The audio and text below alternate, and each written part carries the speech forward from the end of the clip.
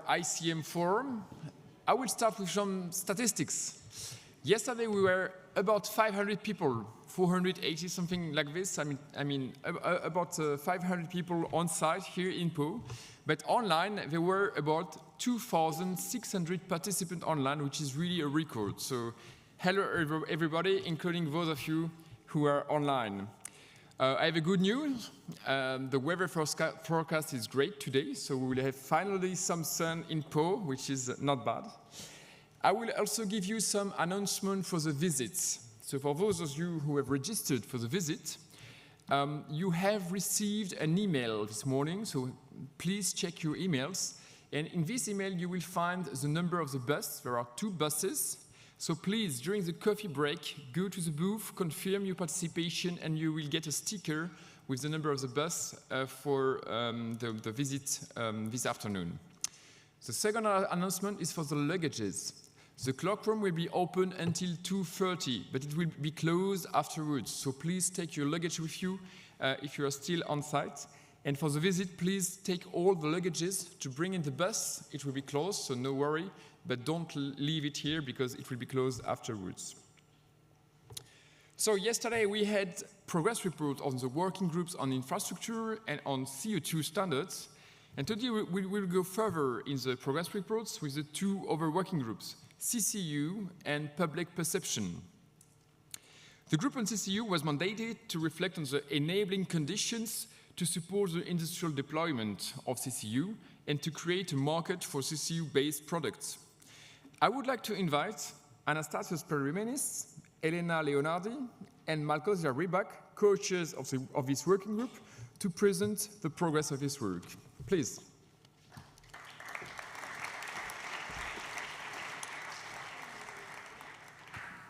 Is this working? Yes. I want to say hello to the guys in audiovisual room. They saved my day today. Otherwise, hello everyone. I'm very excited to see you together with our co-chairs. On the next slide, somewhere. Yes, this is us. So we have Elena with us, she's representing the chemical industry. We have Anastasios, who's leading the front to make CCU happen. And then there's me, representing the pulp and paper industry, having a great potential for capturing biogenic CO2. Well, we wanted to start this presentation in a quite unusual way. And please take out your phones. If you're online, you can do the same. And please connect to Mentimeter. We're going to see your answers live on the slides. And it would be quite useful if you can hit this thumbs up button so that we know that you have connected.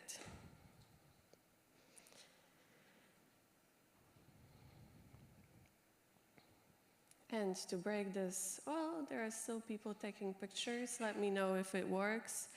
I see people connecting on their phones. I will still wait for that lady in the first row. And we have the first question for you. Well, I assume that you're here to talk about CCU, but for colleagues that maybe are not that excited about the opportunity, we wanted to check one thing first. So we have a question. How do you see CCU shaping the future of your sector? And here we have 4 answers, very relevant. We are definitely investing in CCU. Relevant, we'll explore it in the near future. Relevant, we want to first see whether this is going to work for other industries. And then if none of the answers really work for you, we also have other. And this usually in CEPI meeting means that we ask those brave souls to stand up and explain what they mean. Today we don't have an opportunity for that, but you know what we look like. If you have doubts, you can approach either of us and we will be happy to discuss. And this is not a surprise to see that many people in the room and probably online are thinking that this technology is very relevant. So then going to the next slide. Oh, that makes me very happy. Anyway, going to the next slide, talking about our mandate. First, we start this, and then Anastasios is going to explain where we are, where we want to be, and Elena is going to give you some homework. So when we started this work earlier this year in June, we started with drafting a mandate. And the mandate has 4 elements. First, we're going to map enabling conditions and barriers. Probably barriers are even more important. We're going to present overview of existing CCU technologies. We also are going to determine the scale of the potential. And I guess this is the part of the report that is not that well developed, but Anastasios is going to talk about that. And then most importantly, we look at policy recommendations. And you can imagine that this is the topic that we've been discussing in 2 last working groups, and this conversation is going to continue. We also realize that there are going to be regional differences when it comes to the potential, but when it comes to the realization of this potential. So we're making sure that this is also reflected in the report. And before Anastasios goes into the details, we have one more question for you. We assume that many of you are not taking part in our regular calls. So here's the question. If I manage to go to the next slide. Yes. What are the most relevant challenges for implementing CCU? Here, they're all probably familiar for you. Cost-competitive capture technologies, public acceptance, policy and regulation, there are already 2. No surprise there. Cost and availability of inputs, CO2 price, energy prices, safe and competitive transport, market for CCU products, and other. I guess we all recognize that picture. I'm looking at my co-chairs. They seem very tense, but yes, market for CCU products, and then cost part. Maybe the cost part is something that we haven't really discussed in the report yet, focusing on policies only. But that is very relevant input. And again, those that hit other, please do find me afterwards, and then I leave the floor to Anastasios to explain where we are. Thank you, Malgosia. Good morning to all. Anastasios from CO2 Europe. So we are working on making CCU a reality, an industrial reality, and now through this working group that we co-chair with Elena and Malgosia, trying to find the reasons why this is not happened yet, and what can we do to overcome all those challenges that we see here. Most of them are interconnected, so costs and market off-takers and policy are interrelated. So if we can go to the next slide, please. So we have a policy, basically, a policy mandate to make sure that all those elements that are considered challenges and are blocking projects from getting into industrial scale, finding a final investment decision, they do have the proper incentives to do so. So we have created an outline for the report. We are mandated to produce a report that is covering all those challenges and policy recommendations by the end of the year, but also working further than that through the working group. So the outline that we have presented to the working group starts with a background of why CCU is part of the ICM and why this working group is important to exist. Then we go to a description of the current status of CCU development in terms of technology overview, in terms of projects based on a template, so at what stage of development the different projects are nowadays, and also the policy framework that we are operating under.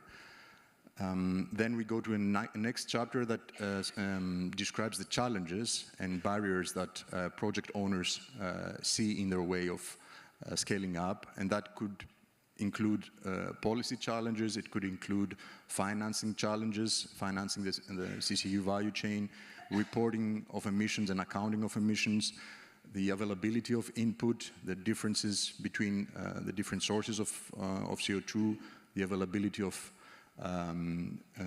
resources like energy to realize some CCU value chains, and any kind of sectoral specificities, because the cement sector might have different challenges than the waste-to-energy sector. So we're trying to go into the detail of the sectoral specificities.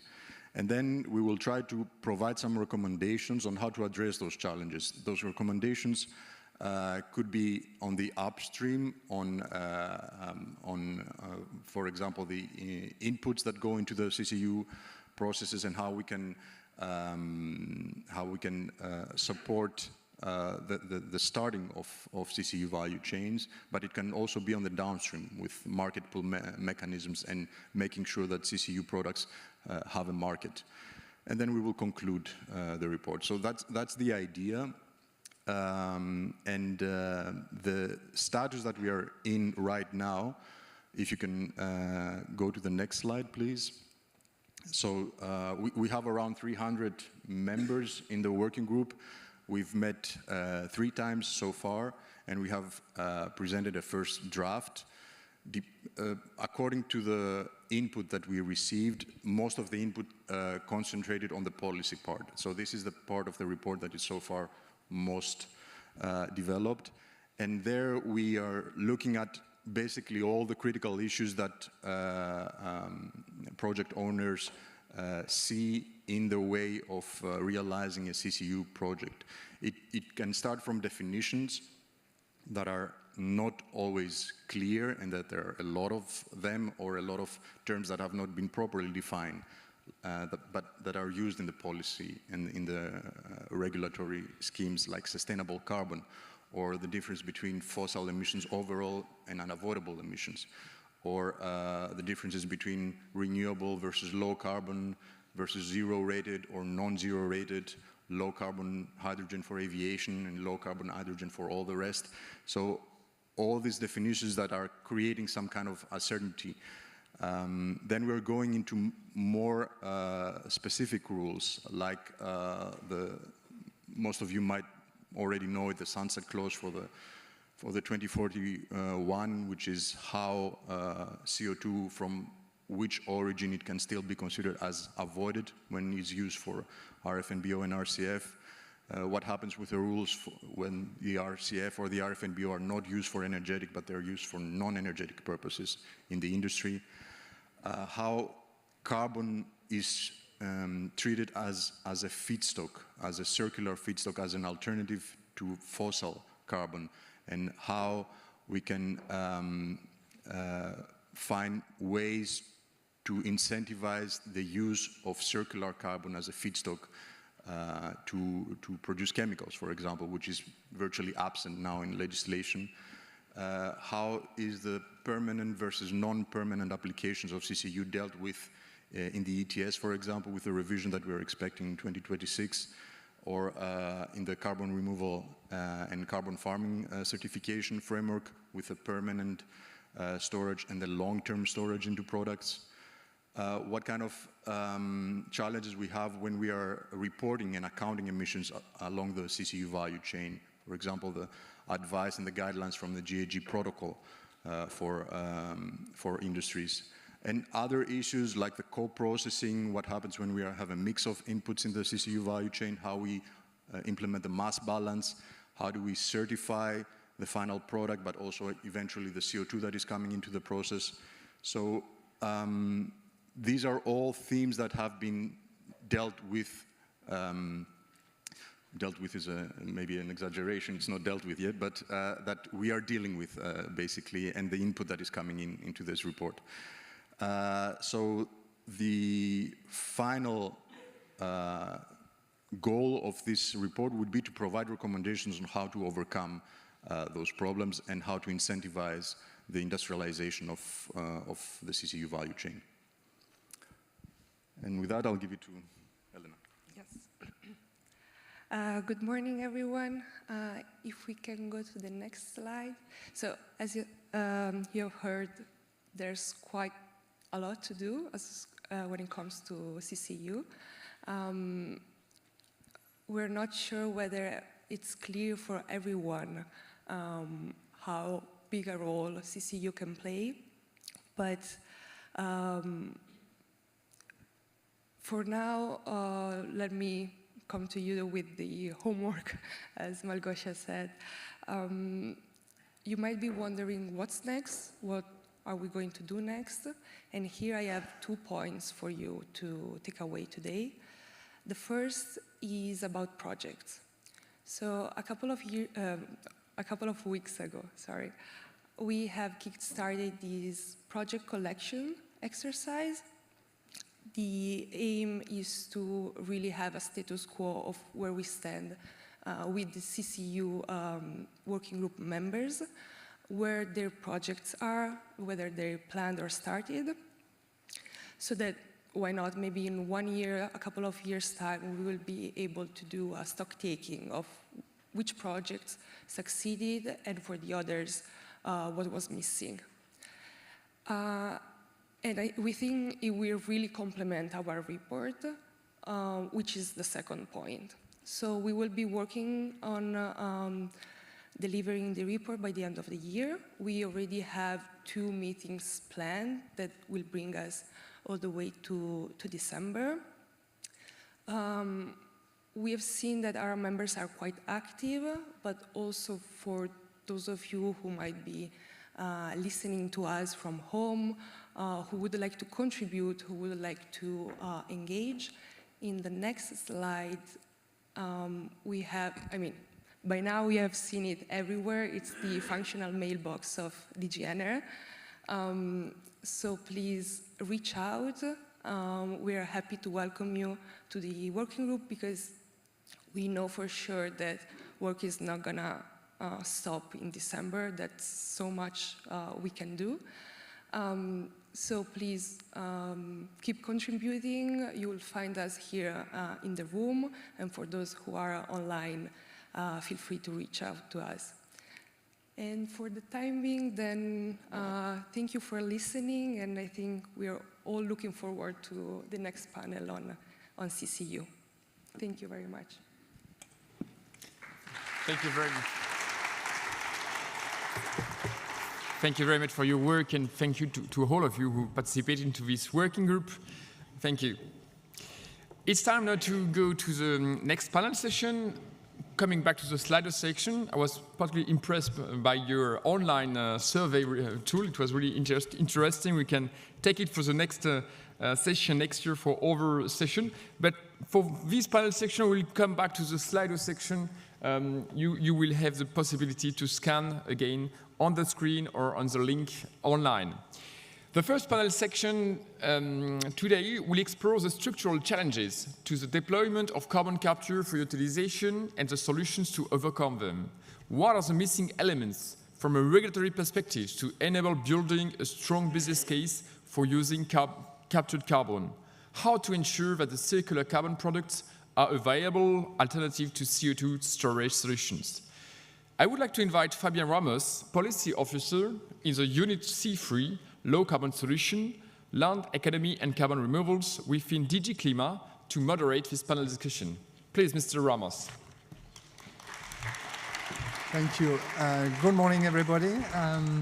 Yes, thank you very much first to Malgosia, Elena, Anastasios for this excellent introduction to CCU today. I will now have the pleasure to continue the discussion with Greg Archer from LanzaTech that will explain us a lot of things about e-chemicals, about e-methanol, with Arnold Scheu from People, a startup that is mineralizing CO2 for construction material, and with Adrien Allais from Club CO2 Europe, that will also give us the views of what is going on in France on these aspects.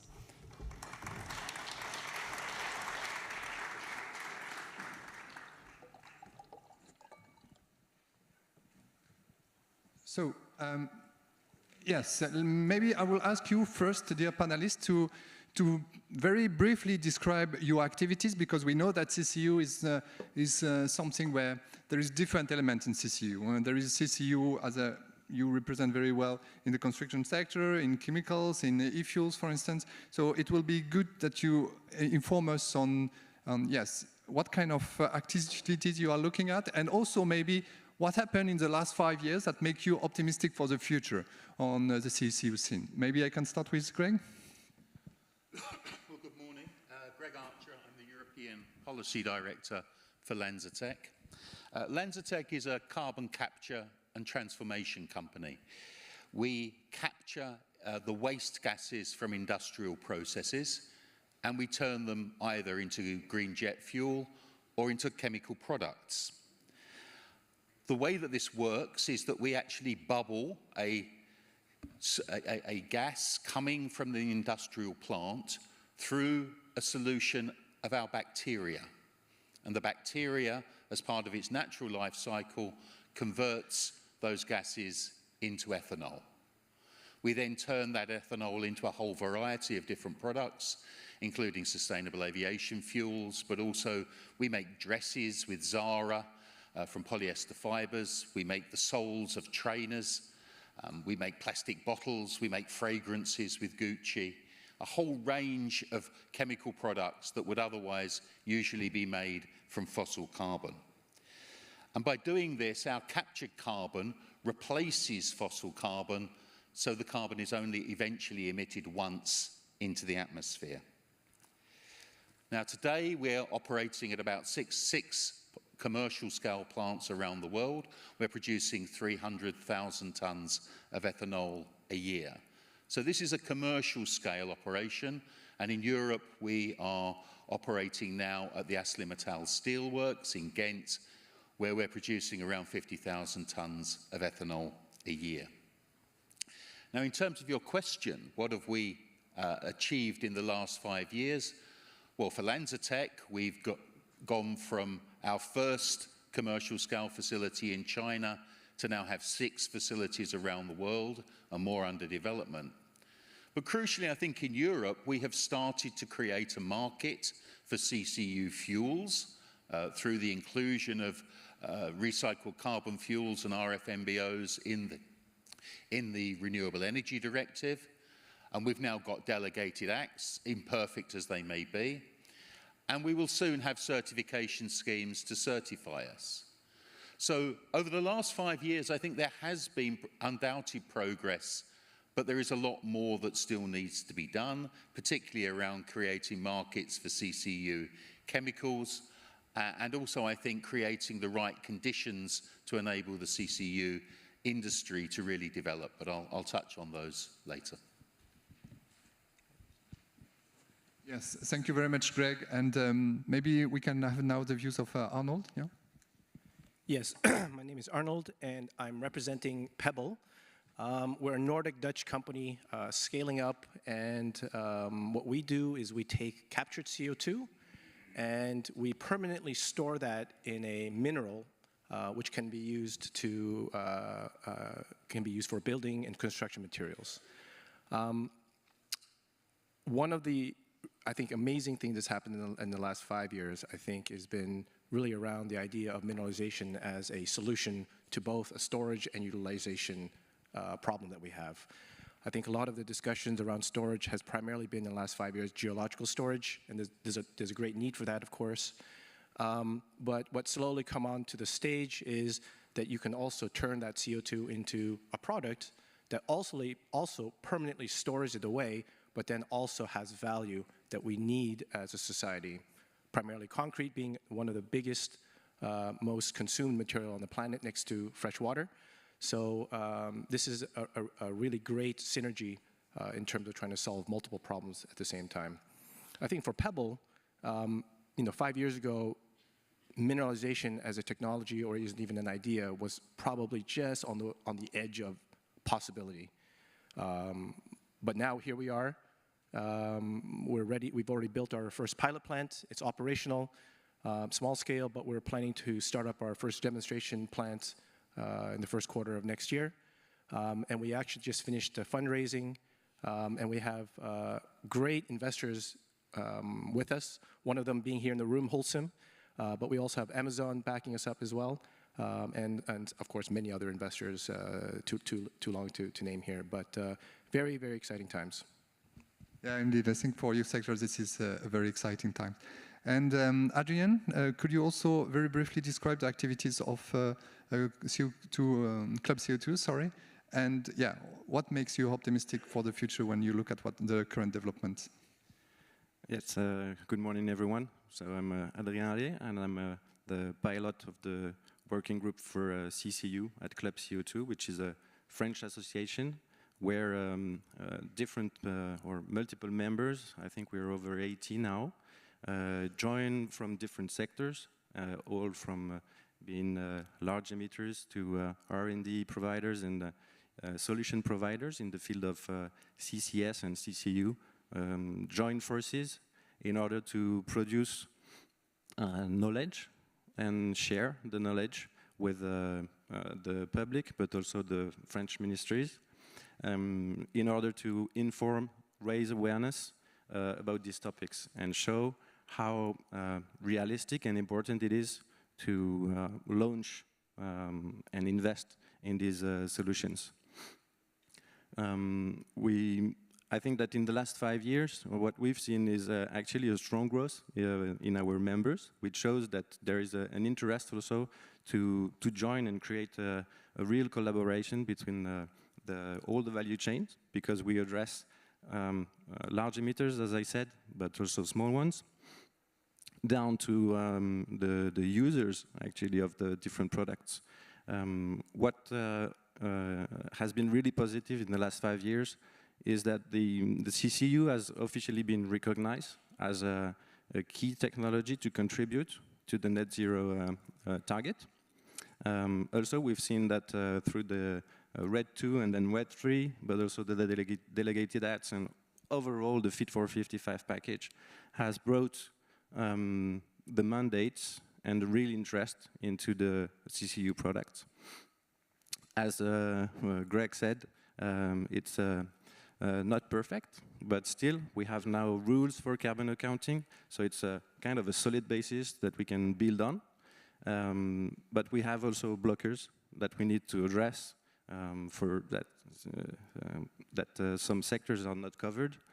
We have a sunset clause on industrial CO2 that needs to be maybe managed so that it does not prevent the investment to happen. Yeah. And what I propose now is that we start to talk a bit more about these challenges that we have ahead of us. I think last year, or this year actually, we came with this communication on industrial carbon management where we tried to identify some aspects where we need some progress. We saw in the presentation from Anastasios and Marcosia some key aspects, and it was very nice to see what the views of the room on what should be the priority. And this is a question I'm going to ask you. If you think about the different challenges identified either in the communication or outside this communication, doesn't matter, but what for you is a priority for the next step to continue the development of CCU in Europe? Maybe I can start with Arnold this time.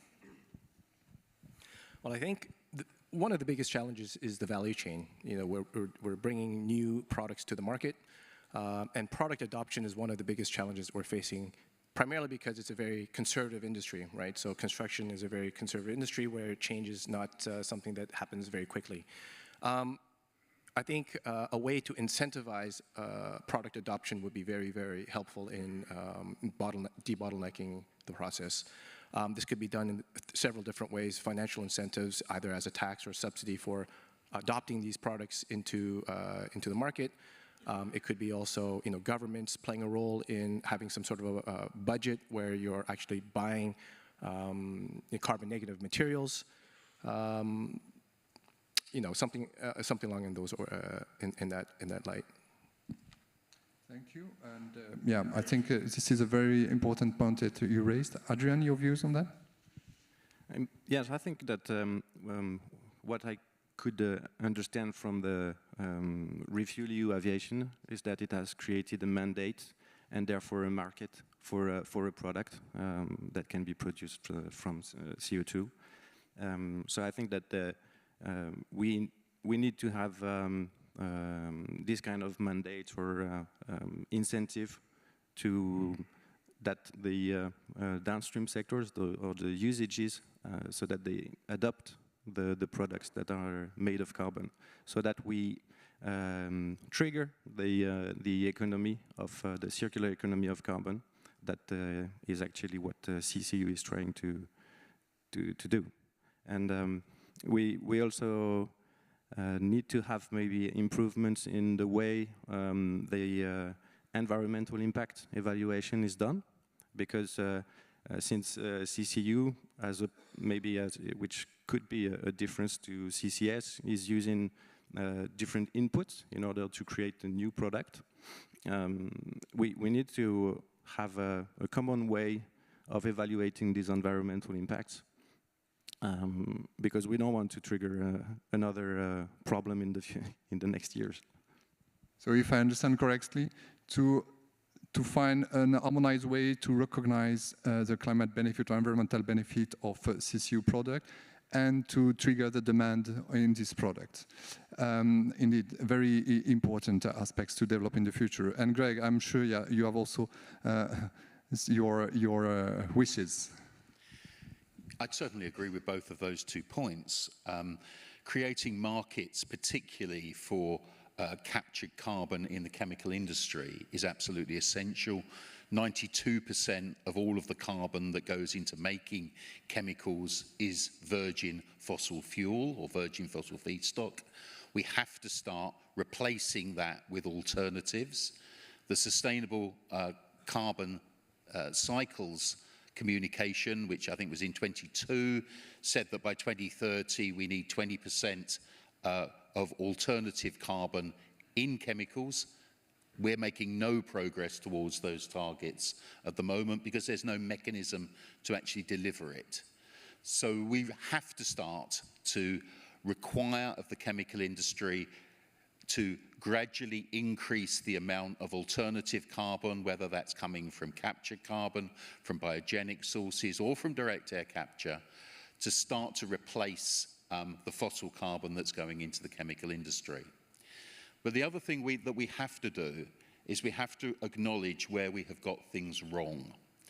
And the Renewable Energy Directive has created markets for CCU fuels, but we have imposed conditions in the delegated acts and in the ETS that make it almost impossible to achieve the targets which have been set. We have to look again and recognize that emerging technologies like carbon capture and utilization cannot be expected to deliver 2050 solutions in 2025. We are part of a transition, and we need to move forwards and gradually improve our technology and gradually improve the performance of the products that we're making. But expecting us to compete with fossil oil and deliver better products in all regards is completely unrealistic. And there has to be a recognition in the regulations around how these targets are being met, because if they're not, I'm afraid the industry will stagnate, and companies like LanzaTech, which are global businesses, will look to other parts of the world to deploy our technology and improve there. Yeah, thank you very much. And you wanted to react maybe, Arnold, on this? Yeah, I'll react to that. I think that's a very, very good point, right? There's a lot of challenges. I would like to say that there is something to learn as well, maybe on the positive side, where regulation has helped to accelerate. I think SAFs and ethanol in motor gasoline has been a wonderful model for how to quickly get something into the market, despite the economic challenges. That might be something very similar for how CCU could also be deployed. By having some sort of legally mandated quota over time to replace existing fossil-based products. So I think that although, yes, there are long challenges ahead of us, there are some learnings that are actually very helpful to actually get product adoption to the market faster. Thank you very much for that. So I would like to come back to one or two points that you actually both shared with us. The first one is we talk about replacing fossil fuel, and we know that to replace fossil fuels, we have three different type of solutions, I call it, recycling, but not everything is recyclable. We have the bioeconomy, so to replace fossil carbon with, or virgin fossil carbon with biogenic carbon and with biomass, biofuels, for instance. And we have CCU, of course, that we are discussing today. And I would like to have your views on, do you think that there are some sectors, when we talk about CCU, do you think that we should make effort more specifically in some type of products, some type of subsectors where CCU, if we have a kind of competition between these three different types of non-fossil carbon, CCU has really a benefit compared to others, or maybe because with others it's more difficult to achieve something. And to also have that in mind of, yes, the next steps that we have to do in Europe. We are talking about a clean industrial deal. We are talking about making our industry more competitive, etc. And can we build on this to advance some of the CCU possibilities? I don't know if one of you want to take this question. We start with Adrian, maybe? Yes, I can start. First, I would like to highlight that CCU is about providing a service and to the society. So it's important to maybe identify the products and the value that have the products as services to the society. Then a key question is about the willingness to pay, or the capacity to pay, maybe not willingness, but capacity to pay for a product or service. And in this respect, I believe, or I understand that e-fuels are, have been identified as having this capacity or this willingness to pay, at least in some sectors. So it could be the leader for the deployment, and in order to show that this is possible. Then I also think that one key thing about CCU is that it can be looked at a territorial scale. So where different actors of the value chain find a benefit in joining forces in order to create this product and providing, again, this service to the civil society. So, yeah, in this respect, I believe that the scale is also important to look at. Thanks a lot, Adrian. I see that Greg would like to say something on this. Yeah, we have a tool for comparing performance between captured carbon and biogenic carbon and DAC, and that tool is life cycle assessment. And that's the tool that we should be using in order to compare performance and encourage those different sectors to develop, compared to the fossil equivalents. I don't think it's helpful to the Commission to start to demarcate X% must come from DAC, Y% must come from biogenic. Recently, the Commission's become more like the old Soviet Union with its 5-year plans. Everybody must have X% of this and Y% of that. It's not the way market works, and it's not helping the competitiveness of the European economic community and performance. So, for my mind, let's use LCA to incentivise products in the right way. But in particular, let's not put more barriers in the way of CCU products. And the one that's being talked about at the moment is, well, we should restrict the use of CCU products to long-lived products. The only outcome of that is that short-lived products are made from fossil sources. And we just put more fossil CO2 into the air. So we have to start to think about replacing the fossil carbon and encouraging the market for capturing and reusing carbon, rather than putting more and more barriers in the way of people that are trying to capture carbon and reuse it to reduce our dependency on fossil carbon.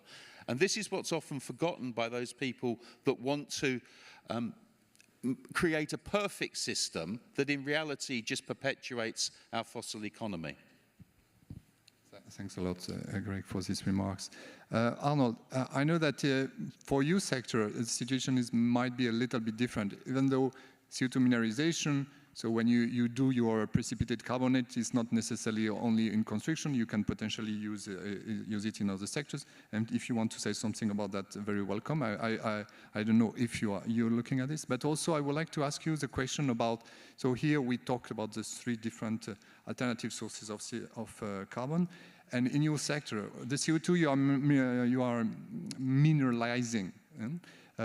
Is the source of CO2 important for you? I suppose that you are first looking at cost and efficiency of capture of CO2, but in your thinking towards 2040, 2050, do you have this distinction between the origin of the CO2 in mind, or is it something for now you focus more on making more efficient the process? So the technology that we're using is agnostic to where the CO2 comes from. I guess that makes sense from a chemistry perspective. It's CO2, whether it's biogenic or not, it doesn't really matter. For the end use of the product, what matters is whether or not you have enough of the CO2 available. And of course, if you have your minerals, that's what we're really trying to leverage the storage capacity of. So for the long-term use, yeah, we're currently focused on cement and concrete, but it can actually be used in other applications. Paper, pulp and paper is another one where you can do a replacement of parts of the paper. You know, there are also a lot of other filler applications that it can be used for. The application here, and the point is that you've taken a CO2 molecule and turned it into a solid, and at the same time, unlike a lot of the other utilization pathways where you have to add energy into the process for it to turn it into a chemical or a fuels, it actually generates heat. So you're taking CO2, making a CO3 molecule, and in that process, you're essentially releasing energy, which is a very, very novel and different pathway than all the other utilization pathways. I mean, that's where enhanced mineralization in situ geological is very interesting, but you don't leverage that heat that actually comes out of the process. And that's what this process is so appealing, because this is what nature is already doing, and you're just making it go faster, and in the process benefiting from the surplus energy that comes out of that reaction. So again, why mineralization is so interesting, it's not only just because you can apply the product to other construction materials. There's a lot of different types of applications we can consider, probably even applications we haven't even thought of yet. I'll spare the technical details, but there's a lot of reasons why this new material can be used in a lot of different applications we haven't thought of because of just the size of the particles that come out of it. The beauty of this solution is that it's an energy generating process instead of a consuming one. It reduces CO2, so we actually generate a net negative product. So imagine a world where we're actually building cities that are carbon sinks, right? Just by building or making concrete, you're actually sucking air and storing it into your buildings. So the concept of our growth, 3/4 of the world's cities have yet to be built by 2050. So if you think about all the things we build are actually sinks of carbon, that's a beautiful idea. It generates energy and is a useful product. So this combination, I think, is something that we are very excited to be on. And this is we're only just talking about concrete, right? So there are other permanent storage solutions that we're also looking for. But there are also circular ones where it's not negative, but it can be consumed, like magnesium carbonate is something we all consume. It can be used in food products, in cosmetics, and so forth. But yeah. Thank you. And yeah, I think the potential, of course, of CCU and what we discussed today, we have identified in Europe. In Europe, we realize that it's part of our objectives of climate neutrality by 2050, and we need to develop in Europe the industries that will support the development, of course, of this. But my question is also to look a bit from an international angle and to see of what is happening. Because I'm asking the question because when you were describing the process, we know, for instance, that at the level of the IPCC, there is a demand to recognize some process in the GHG inventories, in the greenhouse gases emissions inventories, that maybe have not been recognized now. The carbonation of some concrete, some CCU process, some carbon removals aspect.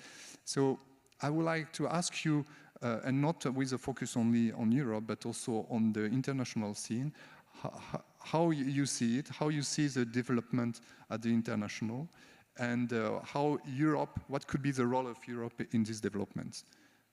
Who wants to start with this question? Yeah. So at an international level, we're seeing a huge amount of interest for our technology. But different parts of the world have different interests.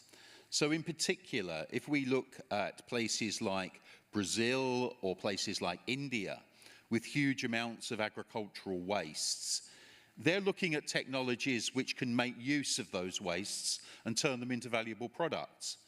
And we can gasify agricultural wastes, we can produce a syngas stream, we can feed that to our organisms, and they will happily produce ethanol or other chemical species in the future if we change the bacteria. If we look at the Middle East actually has a huge waste problem, municipal waste problem. A lot of this is just dumped in the deserts or in pits. They're now looking to actually turn that into sustainable aviation fuel and start to replace the fossil carbon which they're producing at the moment. So there's lots of interest there. In the US, there's lots of interest in capturing the CO2 that's coming from the corn industry, for example, to make that more sustainable and to produce some additional ethanol that can then go again into sustainable aviation fuels. So the rest of the world is definitely moving forward, but I would highlight Japan in particular, because Japan has recently announced that it's interested in moving away from the incineration of waste for heat and power, and it wants to start gasifying that in order to produce chemical products.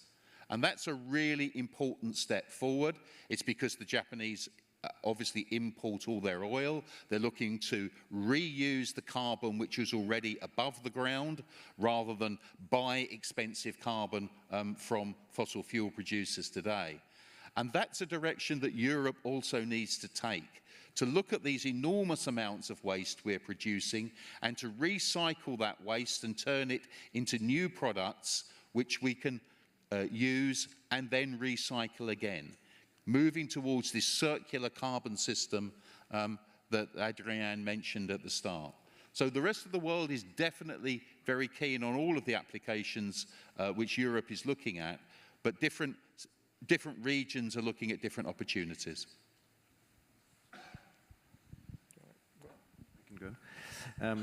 Yeah, I think that when it comes to the international competition, what we see or what I've heard is that we have an interest in Europe to do the CCU products in Europe, in our territories, because it will become a competitive advantage in the end. However, we face an international competition, and therefore we also need to, I don't like this word, but find a way to have a fair competition with the international companies. And I see also an opportunity for our companies from Europe to demonstrate and lead the way to develop the technologies around the world and provide the solutions outside of Europe too. Thank you very much. I see that we have to close this very interesting panel very soon. My last question is we'll just ask you in one word or one sentence to have an idea about what is your feeling today for the future of CCU, and last remarks before closing the panel. Let's start with Arnold. Well, the one word I would use is excited. I think there's a lot of potential in the space that we're in. There's a huge demand for green construction materials, and we just need the regulatory framework to help accelerate the adoption of those products. Thank you, Arnold. Adrian? Yeah, I think we have a promising future, I believe. I like the way that we can provide a service to the society, and the competitive advantage that we also have in Europe with all the knowledge and the technologies that we have available. So we now have to find a way to kickstart the project and demonstrate that it's realistic and that it has a big potential to make it a more positive future. Thank you. The last word is for you, Greg. I'm enormously positive and optimistic because there are now technologies available which are increasingly mature, can be operated at a commercial scale, and can create recycled carbon products in a way that couldn't be done 10 years ago. But we've got to create the market for these products, and we've got to ensure that the requirements that we impose on this emerging sector do not burden it and slow it down, but rather support and accelerate it. If we get the balance right between creating markets and imposing restrictions, then this sector can really thrive and achieve the targets which were laid out in the industrial carbon management communication. If we get it wrong, I'm afraid the technology will go out of Europe and will be developed elsewhere in the world. Thank you very much. I don't have anything else to say. Thank you all for this very good discussion. Thank you very much. You did an excellent job, Fabien, moderating this panel to highlight all the challenges for delivering CCU projects. And like in a Netflix movie show, we are looking forward for the next season of ICF to look for the progresses on this very moving topic. Yesterday, I mentioned the momentum we had on CCUS, and one of the very important topics at that time was public support, how we can manage it. And last year, in the ICM FORUM in Aalborg, we already discussed how public perception can influence the acceptance of CCUS projects. The working group on public acceptance was mandated to collect best practices based on existing projects. Such best practices can support project promoters by defining a step-by-step approach in involving the public and local communities. It can also support member states and their public authorities in communicating and raising awareness about ICM technologies. I would like to invite the co-chairs of the Working Group on Public Perception, Ms. Luciana Miu, Head of Clean Economy and at Energy Policy Group,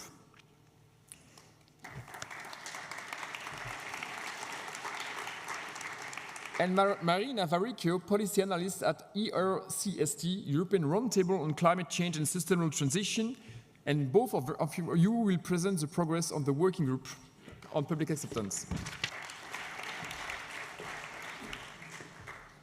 Thank you very much. Good morning, ladies and gentlemen. Frequently last but never least, public perception and social acceptance of CCUS. Our working group is now in its second year of operation. I have the privilege of co-chairing it alongside Marino from ERCST and Elizabeth Dutschke from the Fraunhofer Institute, who unfortunately can't be with us today.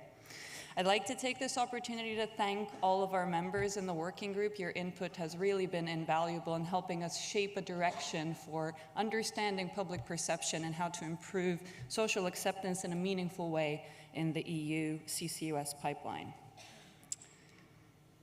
The purpose of our working group is essentially to exchange on issues of perception and acceptance of industrial carbon management.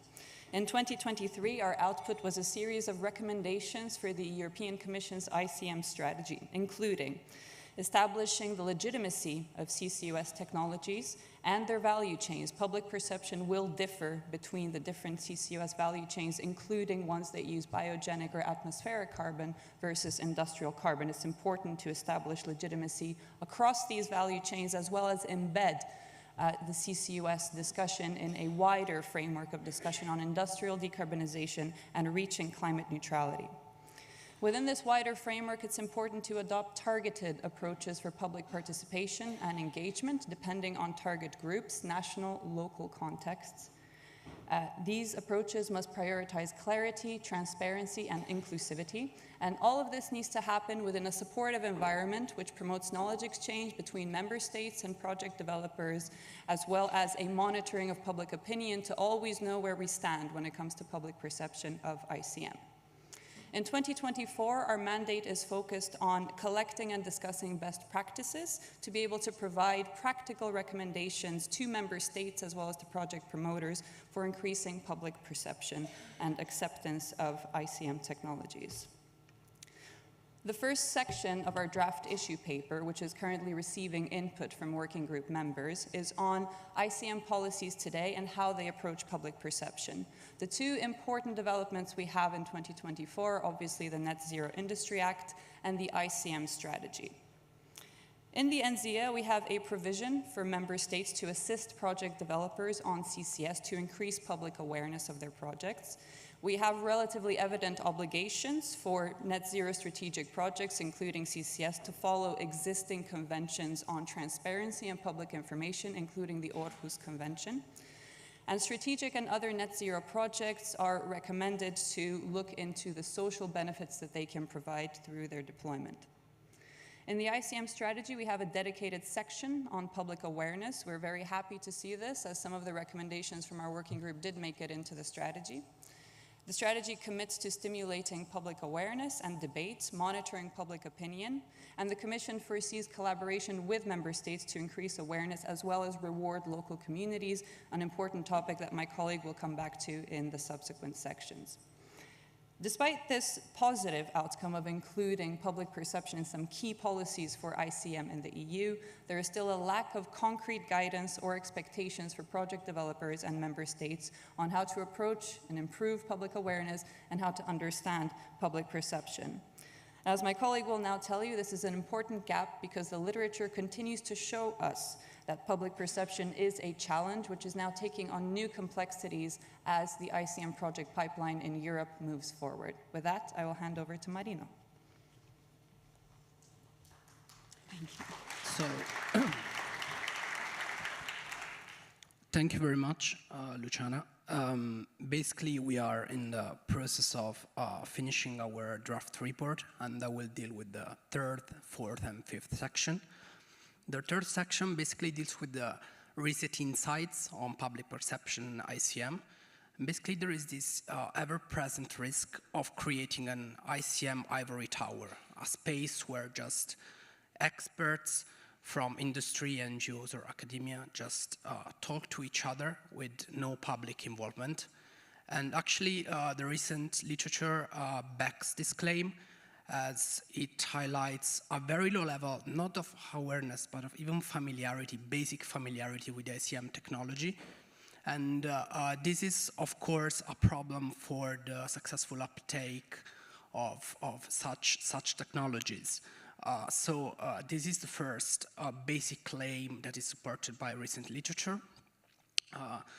Also, another point that is worth highlighting is the need for a more comprehensive discussion of cross-border cooperation of ICM, the forms that it may take, how it's going to be shaped, and the actors which are going to be involved. And also, and we are collecting interesting inputs and fruitful materials from the members, and we thank you for that. More research is coming, and more best practices are being analyzed on pilot and commercial projects from less studied countries, like, for example, Denmark and Poland. And even recent research and reports, and one piece of research that comes in mind is the recent ZEP's paper on the public awareness on CCS is moving in this direction, with trying to focus on less studied countries and trying to come up with useful indications and useful material. So this is it for the third section of the report, which we expect to publish in the end of December, mid-December. Now, the first section, we move to the recommendations of our working group members. And these recommendations basically actually are fully in line with the first basic claim that I mentioned before, that there needs to be a higher level of familiarity with the public, basically, of the public with the ICM technologies. So a direct public engagement strategies are actually recommended, as well as a more open and clear and transparent communication of the ICM technology benefits, risks, and potential throughout all levels, actually, from industry to academia to policymakers. And the working group members actually have spotted few challenges or shortcomings of the current communication or public awareness landscape. And these challenges basically include a lack of transparency in the current communication strategies adopted by basically all actors, a very late public involvement that does not follow a life cycle engagement strategy that is an integral part of what should be counted as a good public involvement strategy, and some prejudices against ICM technologies, for example, systematic overestimation of the leakage risk. And again, employing a strategy for communicating accurately costs, benefits, and risks of these technologies is actually key. Now, moving to the next slide and the final one of the report are the possible strategic interventions, and these include actually a platform for cross-border information sharing that may, for example, involve local chambers of commerce or industry conferences, and ensuring there is transparency regarding local benefits of ICM projects, not just from a macroeconomic point of view, but also assessing the implications for local communities. Ensuring that a life cycle approach is followed, actually, that guides and shapes public involvement from the very initialization towards the operationalization of the projects. Then again, a clear communication of ICM policies, risks, and benefits is essential from all actors, including policymakers, industry representatives, industry, and academia. And a streamlined collaboration framework is also warranted to ensure that the information flows unimpededly between actors and actually allows every actor to take more informed decision and with evident public benefits. So again, just to conclude, we wanted to thank you for useful contributions that you made to our group, and also encourage you, if you have anything useful to say on the matter, just send us an email and we will make sure to integrate your input in the report. Thank you very much. Thank you very much. Excellent job again. And indeed, public engagement is a key enabler for CCUS projects. And the seventh and last panel discussion of this forum will focus now on the roles and cooperation among local authorities, national authorities, and project promoters in shaping public awareness regarding a specific project or industrial carbon management solutions in general. What is the most effective way for these actors to involve local communities? What are the main challenges experienced so far in terms of involving the public?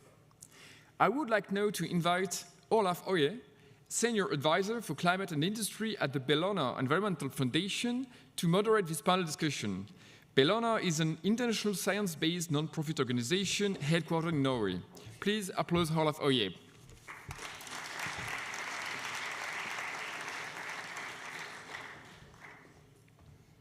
Thank you, Laurent, and good morning, everyone. We are, I think, about 10 minutes behind schedule, so I might have to cut the panel a bit shorter. But then again, I did steal 10 minutes of your time at the dinner yesterday, so I think we can call it even. So this discussion about public awareness, perception, resistance, support, many words and concepts that signify similar things. We're going to try to deal with it at two levels. One is the overall acceptance or awareness of carbon management, CCS and CCU, in society as a whole.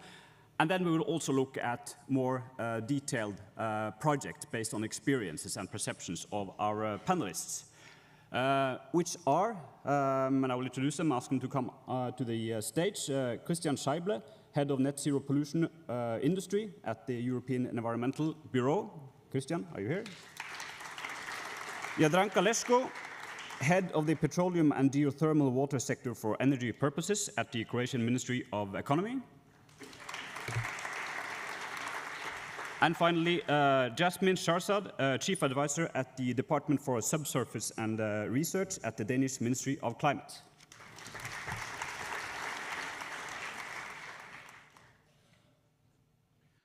I want to start with you, Christian. You represent an organization, umbrella organization, that has 185 members, civil society organizations in 41 countries.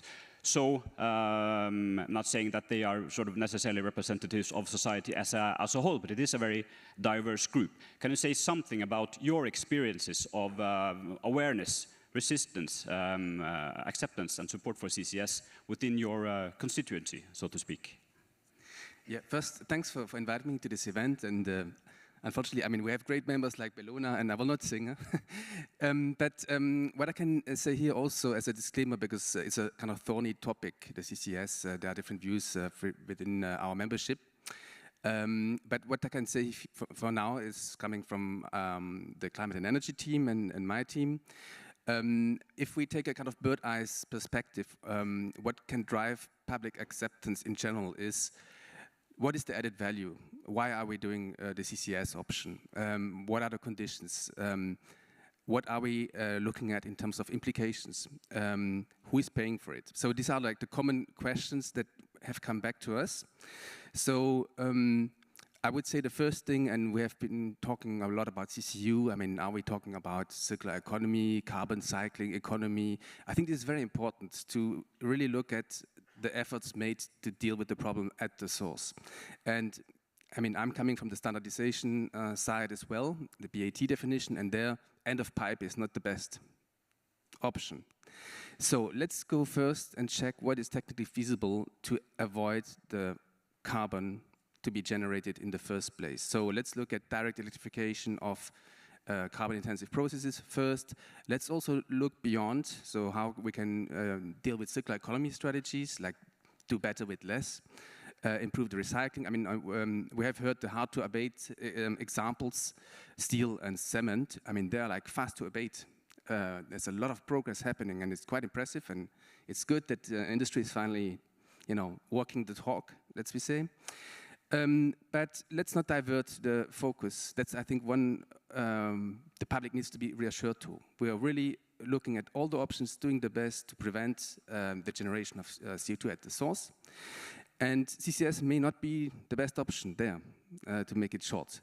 In particular for cement, I mean, there's a lot of things that can be done also, I mean, and has been mentioned yesterday. I mean, the change of the calcination, I mean, the clays, the cement ratio and clinker ratio, maybe we did over specifications, so we have to talk more with the construction sector and whether it's really needed. That would be one. Then the second would be about the purity, and I was also a bit kind of puzzled that yesterday, apparently there's no standard yet, even on safety, like what should be the max concentrations for moisture or SOx and NOx. And I think there's a good win-win here. If we go for very strict levels, NOx, SOx, we don't want that for air quality reasons. So you don't want this for safety reasons. Let's go for the strict level and be on the safe side. And it's good for air quality. Second point, related is also the water. So the solvents, I mean scrubbing, it takes water. So if you also look beyond the CO2 topic, which is of course important for CCS, but also look at the bigger perspective, that any option will have an impact. And it's not for free, and there's an energy penalty, as you know. So let's have this LCA approach, as some have suggested, and think really holistically. And the last point, and then I stop there, would be about this money issue, like who pays for it? And at the end of the day, the best option, leave it in the ground for the fossil. I would expect the oil and gas industry to contribute. And we can think about the extended producer responsibility. If you consider now carbon as a product, let's take the same approach. So you are extracting something, you deal with it from A to Z. So you should be paying your fair share to also deal with the transportation and the storage, so the end of life. That would be like a shortcut kind of proposal. But then also, I hear this business case kind of excuse all the time, which is kind of making me quite irritated. On one hand, you want to achieve climate neutrality by 2050, the industries, all of them. And at the same time, in the second sentence, but there's no business case. I think we have to stop this. And or think about other instruments. So if there's a carbon debt gap, I think World Bank says it's $350. Okay, you want floor price, you want, what do you want to do? But it shouldn't be only the taxpayer. Okay. Thank you, Christian, for that very wide introduction. I think for the specs discussion, you'll have to save for lunch with if Semburo and Equinor and DNV are still in at the conference. Jadranka, Croatia already has experience with CO2 transport and CO2 infrastructure. Can you say something about the perception or debates around this, if there has been any? Yeah, that's true. Thanks for inviting me here, of course. I would like that just to introduce to everyone that Croatia have more than 10 years experience about storage CO2, but not permanent storage, just using as EOR, enhanced oil recovery. But of course, the fields where the gases are separated, hydrocarbons from CO2, is about 100 kilometers from the place where the CO2 is injected into the old oil fields. There are two oil fields who are over 60 years production of oil, and they are very close to the end of their life cycle. And this is the good way to clean the formation, geological subsurface formation, and to prepare them for the storage. Because till now, I think there is around 4 million tons of CO2 stored down there in the geological formation, of course, for the period of 10 years. In 2021, in Croatia is also starting just pilot project in Šandrovci area. This is another place when they will do this just in EOR methods. But what is very important is the public at that area. They are familiar with that. They know they know how to live with the oil industry, and they know how to transfer from fossil fuel to something else what can be used for them.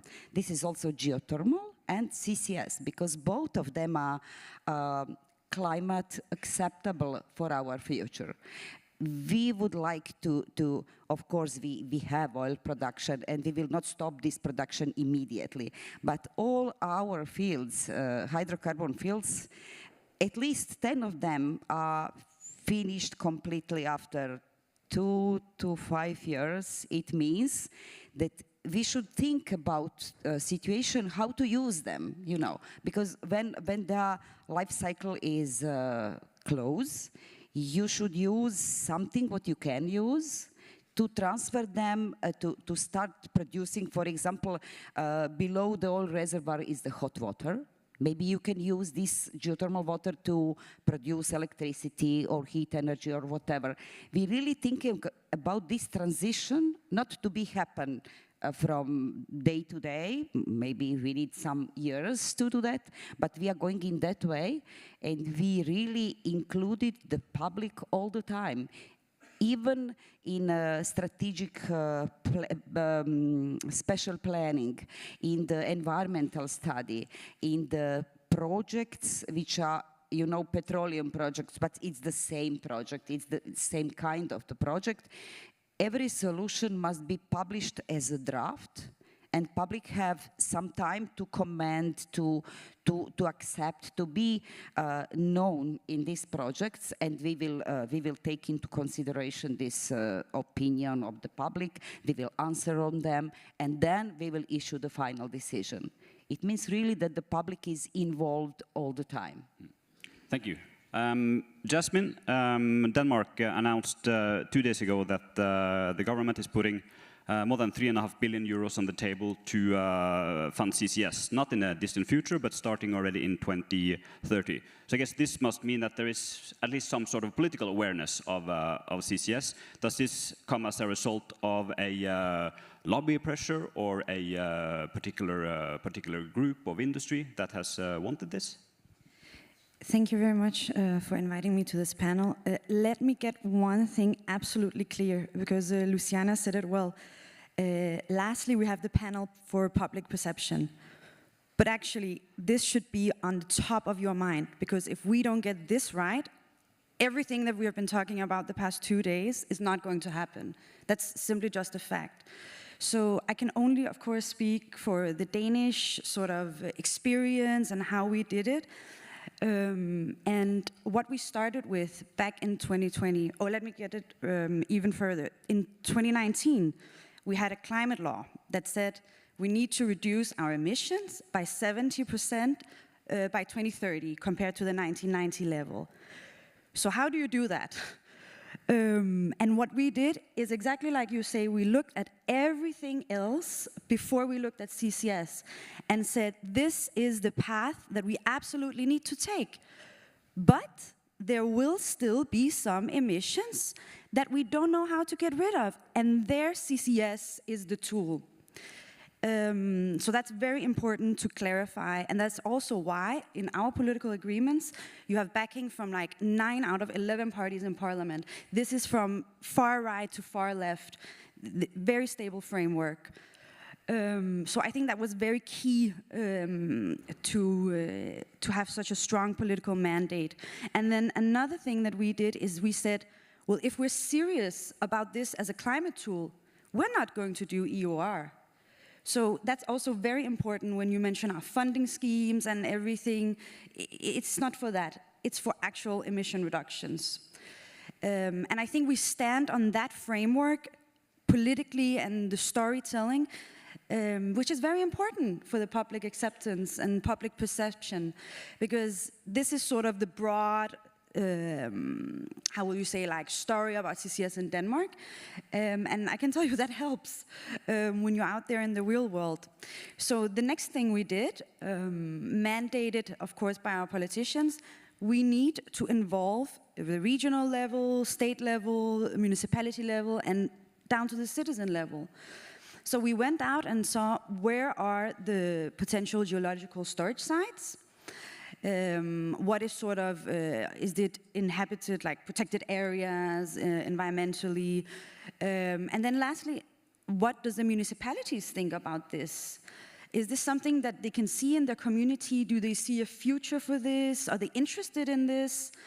So we had that dialogue very early on, and I will say that is now very beneficial to us, because it's much easier when you go in and you sort of have the backing of municipality councils, when they've already had the debate before a project promoter comes in.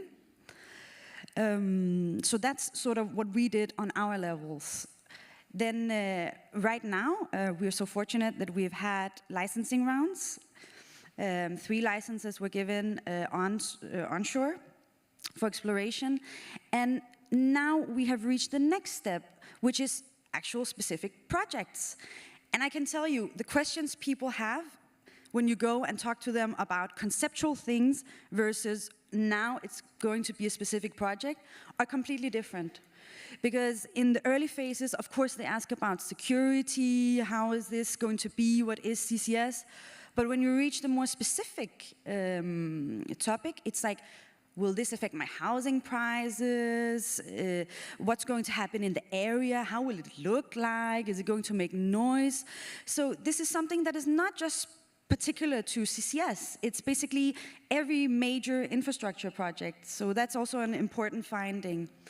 And lastly, I will just say the stuff that we have done is of course in the early phases, but now you have the project promoters and you actually also have initiatives between sort of the value chain actors, academia, civil society. Just to mention one, there's a webpage now called CCS in Depth, in Danish of course, CCS i dybden, or CO2 i dybden. I have to look up the exact translation.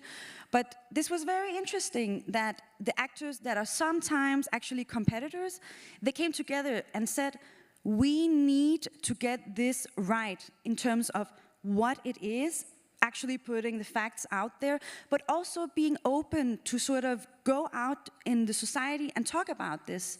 So I was told recently that maybe like a high school had requested them to come out and talk about this to sort of the future generation. So this is just to tell you what is going on in Denmark and what different levels have we dealt with this. So with the new funding being announced now and more projects coming online, possibly by 2030, there will be, constructions. I recall for two weeks ago, I was at the opening ceremony for the finalization of the construction of the Northern Lights, and there was children's choir singing, and there was a truck with CO2 coming, and there was an orchestra playing in front of the truck. Is it that kind of scenes we will see in Denmark as well in the next 5 years? Well, this is very interesting because one of the recommendations that the working group also looked into is sort of the local specific area. The three onshore areas, I will say, are very different because you have different people living there. One area is more recreational, it's summer houses, people want to go and relax. The two other areas, it's areas where the municipality, they actually want to create jobs, and maybe they see an idea that, yeah, sure, the sink itself, it's not what's going to bring, the thousands of jobs, but it is an enabler. So if you have that mindset and if you have those ideas from a local level and you want to develop your community, then maybe that's what we're going to see. To be decided. Jadranka, you as in Croatia would also like to store CO2 only from Croatian emitters or also from other countries? We will see what will be the results of the pilot projects. Now we have this GTCCS project, and it's related to two cement plague. It means the project is on PCI list, the Hungarian cement industry from their side, and the Croatian Nexe cement plant. They already developed the technology for catching, and we will think, and now we are in a negotiation with transport system because it's less, in a circle of 30 kilometers, both cement plagues are there, and also there are some interesting parties who can join the project if the project will be successful. But first of all, there are one well drilled for hydrocarbons, and there was a negative well. But negative means there are no oil and gas. But they discovered around 180 degrees geothermal water, which can be very useful because the energy what you need for injected CO2 into formation is huge, and the whole project could be bad bankable results because of this energy. But if you can produce energy from geothermal power plant, now it's planned to drill two geothermal wells to produce electricity, and this electricity using for carbon capture into these third well, which is now existing and which could be really good for injected CO2 there. I think both cement plague emitters around 850 kilotons per year of CO2, which can be definitely stored into this only one well. And we make some preliminary calculation, but this is not the final result, just preliminary. It could be enough for 25 years for that.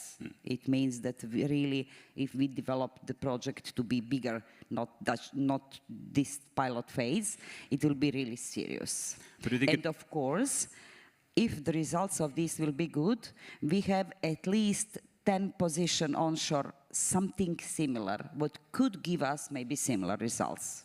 Do you think it would change public awareness in any way about CO2 infrastructure if Croatia decides to import CO2 from other countries, thereby, of course, helping other countries decarbonizing? But that would be, I'm asking because I've seen in some instances, some organizations or others would not want to deal with someone else's problem, not to take away pollution from other countries and be perceived as some sort of like a junkyard for other countries. Do you think that will happen in Croatia?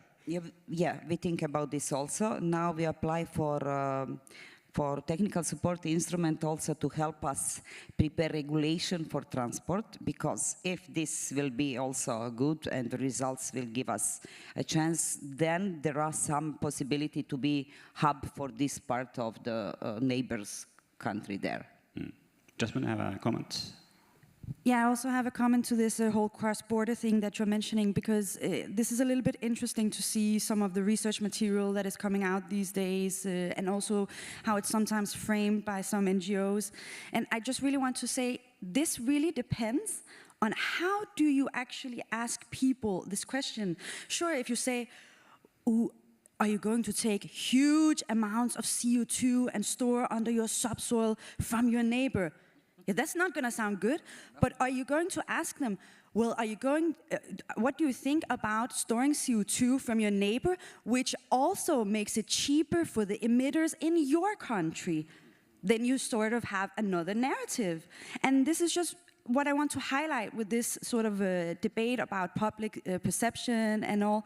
It's not just straightforward, one-sided. You really need to educate your population, and we see that when we were out in the early sort of rounds of civil engagement, that people had those questions like, why should we do that? And then when you explain to them, well, sure, you can just sit on your hands and live isolated in your country, but if you actually do this, there can also be some benefits to you. It's just not necessarily directly, but indirectly. And most people actually understand that.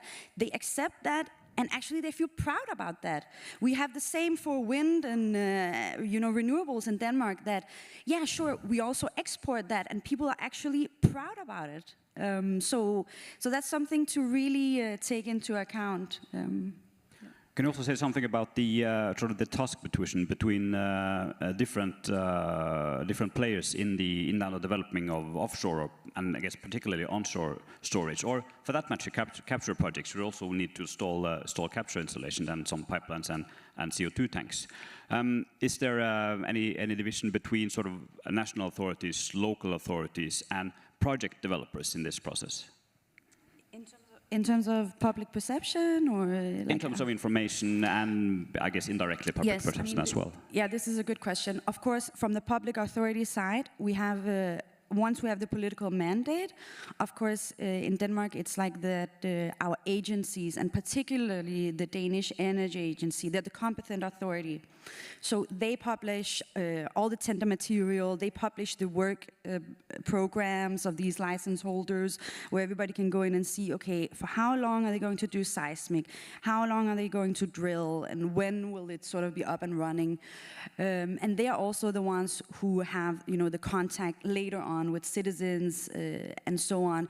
And on a managerial level out there, also when you have citizens that are worried and have, very specific questions. So that's something that has been prioritized.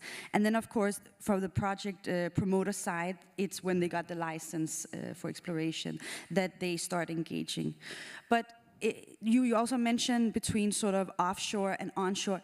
Of course, when you are onshore, you are maybe in somebody's backyard or, you know, backfield or whatever, whereas offshore, it's a little bit further out there. It's more on a conceptual level, what could happen. Yeah.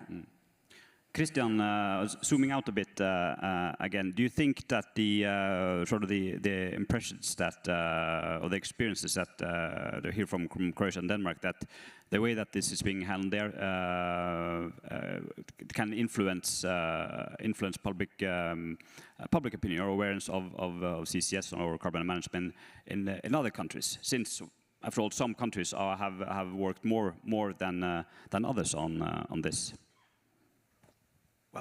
As an optimist, I would say, of course, yes. I think there are similar experiences. I mean, now from France, for example, when we had the Seveso accident, they created this Commission de suivi de site. So it's a bit similar. So it's very local around the Seveso sites. You have different stakeholders who are permanently informed, like permanently or more regularly informed about what is going on.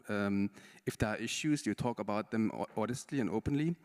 And I think also what we saw in the president's slide is that, you know, there are key decision-making steps where I think the public acceptance, let's say reception, let's say buy-in is more important. You know, if you come in and say, oh, there's a project which has been decided, and explain the reasons why and the rationale behind it.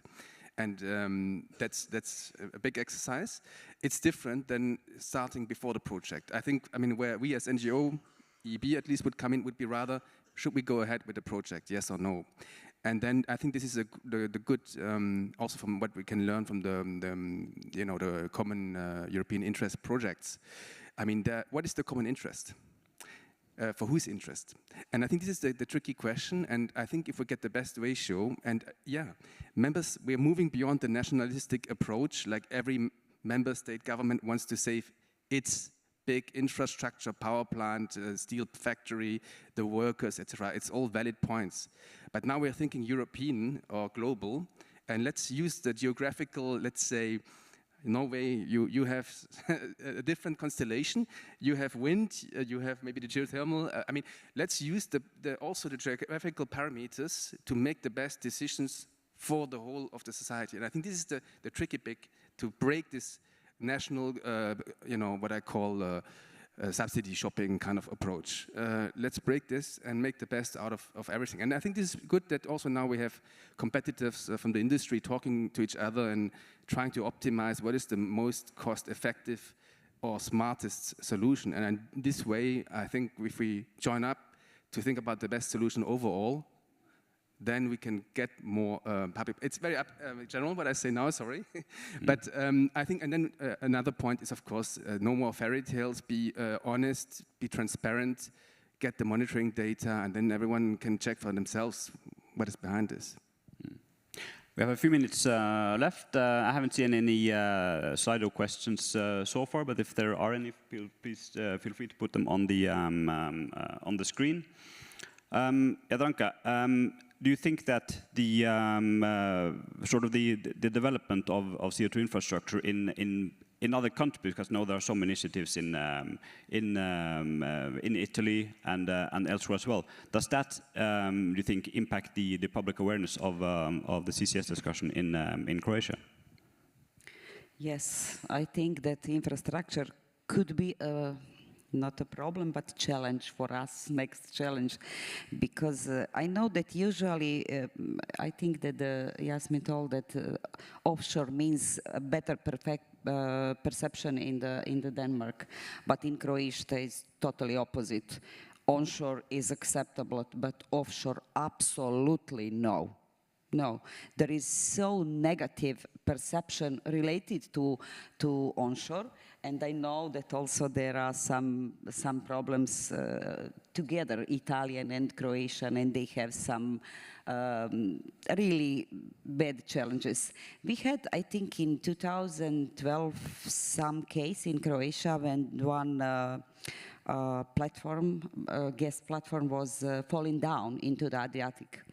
And they removed all the possible equipment which could be not good in the environment. And now there are big study about reusing this equipment, but still we have a really big problem with any related to offshore. And I think the offshore infrastructure is not in our future at least 5 to 10 years. But for onshore, I expected that it will be much easier because there are a lot of experience related to the COR methods. There are a lot of measured equipment who can measure concentration of the gases, and the public can see every day what is going on, and the infrastructure just in that case what I was mentioned is there. But next should be built this construction related to Botskovci, or this is project GTCCS, and we will see if this will be good, because I heard some thoughts related to infrastructure, because some of the people who are powerful mean that it could be only point by point, not network.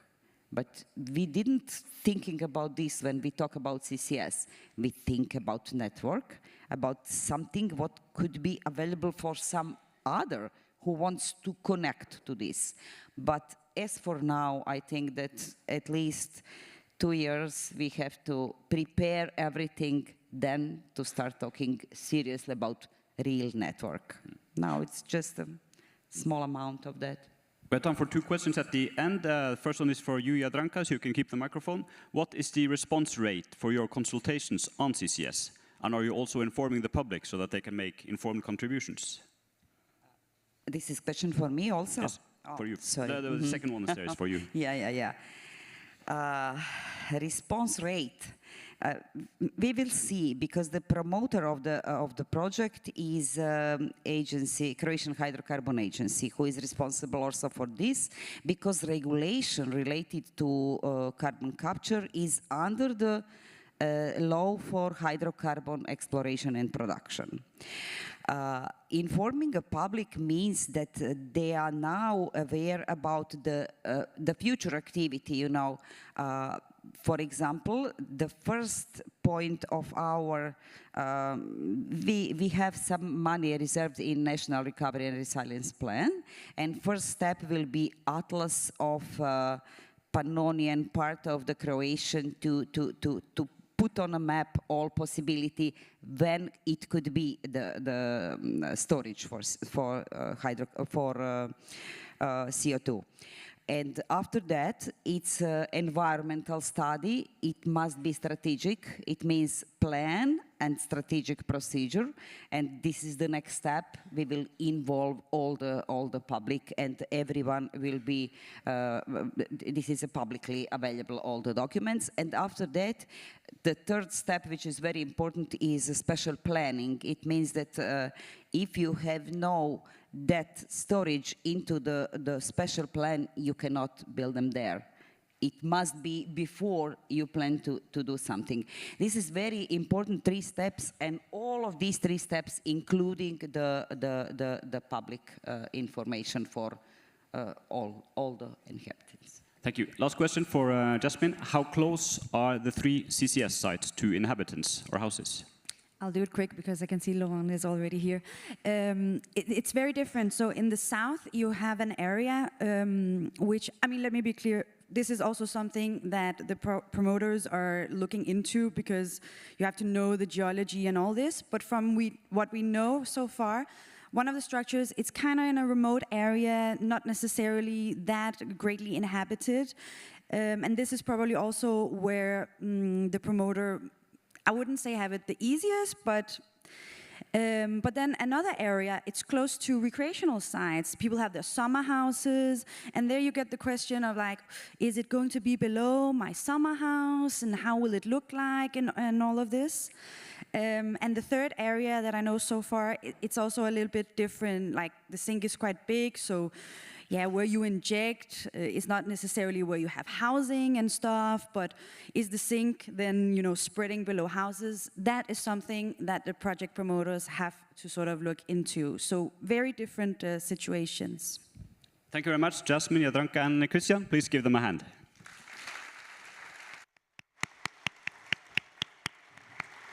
Thank you very much. Lots of food for thought, and it shows also that our Norwegian colleagues have so many talents. Amazing performance yesterday during the dinner, and great panel today. Thank you, Olaf, for moderating this panel. So it's now time to break for coffee. May I remind those of you who go to the visits to go to the booth to get the stickers for the bus. And for all of you, please come back on time at 11:30, because later on we will have the Mayor of PAU and we should keep the schedule on time. So thank you very much, and see you in half an hour coming back to the room after the coffee break. Thank you.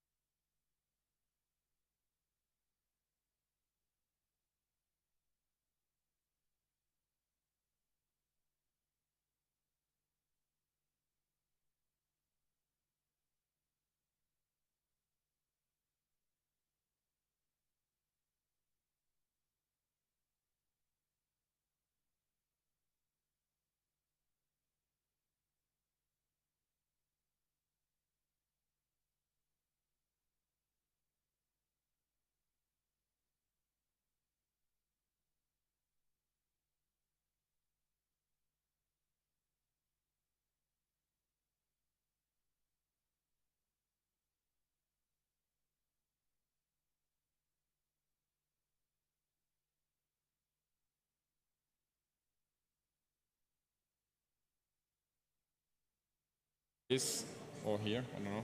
Yeah, here is.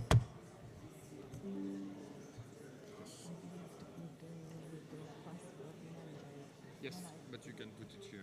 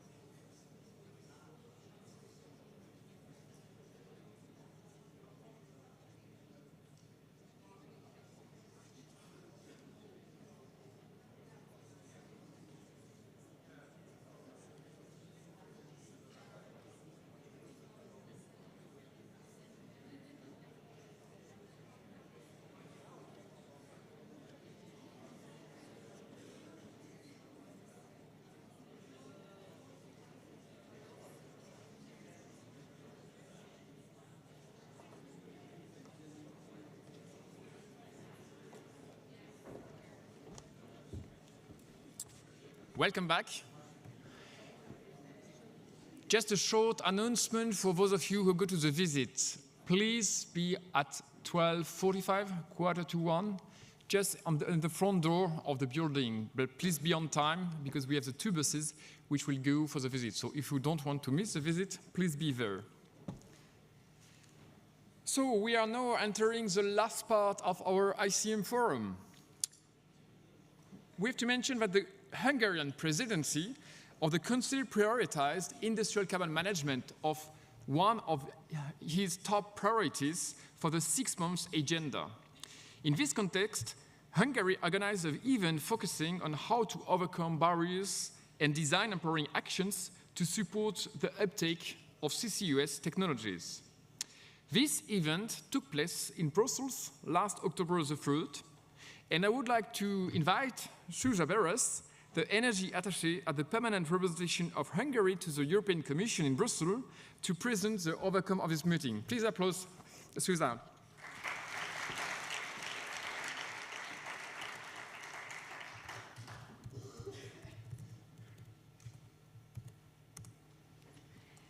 Thank you very much, and good morning, ladies and gentlemen. Thank you for the organizers of this event, the European Commission and the French government, for inviting me, the representative of the Hungarian presidency, to this event, and also the warm hospitality of the city of PAU. Before starting my summary conclusions on our event, I would just like to say one sentence on our presidency. The Hungarian presidency is taking place at a time of institutional changes, renewal in Brussels for the EU institutions. We are having new parliament, new commission mandate, and in the Council, in the Energy Working Party, during this semester, we do not have legislative dossiers on the table. So the presidency decided to use this time period of 6 months and take stock of the adopted legislation of the legislative cycle that we are at the end now, namely we are taking stock of the implementation of the Fit for 55 package. We are trying to assist and enhance the implementation together with the member states and the Commission. We also identify remaining challenges and try to give guidance to the new Commission for the new legislative cycle. And as the organizer mentioned, one of our presidency priority is the improvement of industrial competitiveness, but also decarbonization of the energy sector. So we chose the topic of CCS, CCUS, and organized the event at our PERM Rep last week. I would like to use this occasion and say a big thank for the industrial associations, IOGP Europe and others, but also to the working parties of this ICM Forum for assisting me, for helping me organizing our event. So the event was aiming to build on the presidency priority to strengthen industrial competitiveness and enhance the implementation of the Net Zero Industry Act. It was also aiming at taking stock of the new emerging CCS market and identify further policy, regulatory, and business actions to boost development. We had some keynote speeches of the presidency and of the European Commission, and after that, thematic panel discussions took place on business model, infrastructure, and public acceptance to explore opportunities and challenges regarding the CCUS market development. It was a general conclusion of the conference that CCS gained significant political momentum with strong recognitions from EU institutions as a critical tool in achieving our climate goals. As we look forward to the mandate of the next European Commission, the need for CCS to be maintained on the policy agenda is a general request from business and policymakers. Thanks to the industrial carbon management strategy, but also the Net Zero Industry Act, we have a clear vision, a trajectory, and a target of 50 million tons of CO2 injection capacity annually by 2030. It is very important now to translate political ambition into concrete actions, in particular investments, but also into legislation allowing to reach those targets. This will ensure that CCS becomes a central pillar of Europe's decarbonization strategy, but also help us keep the industry in Europe and rebuild competitiveness.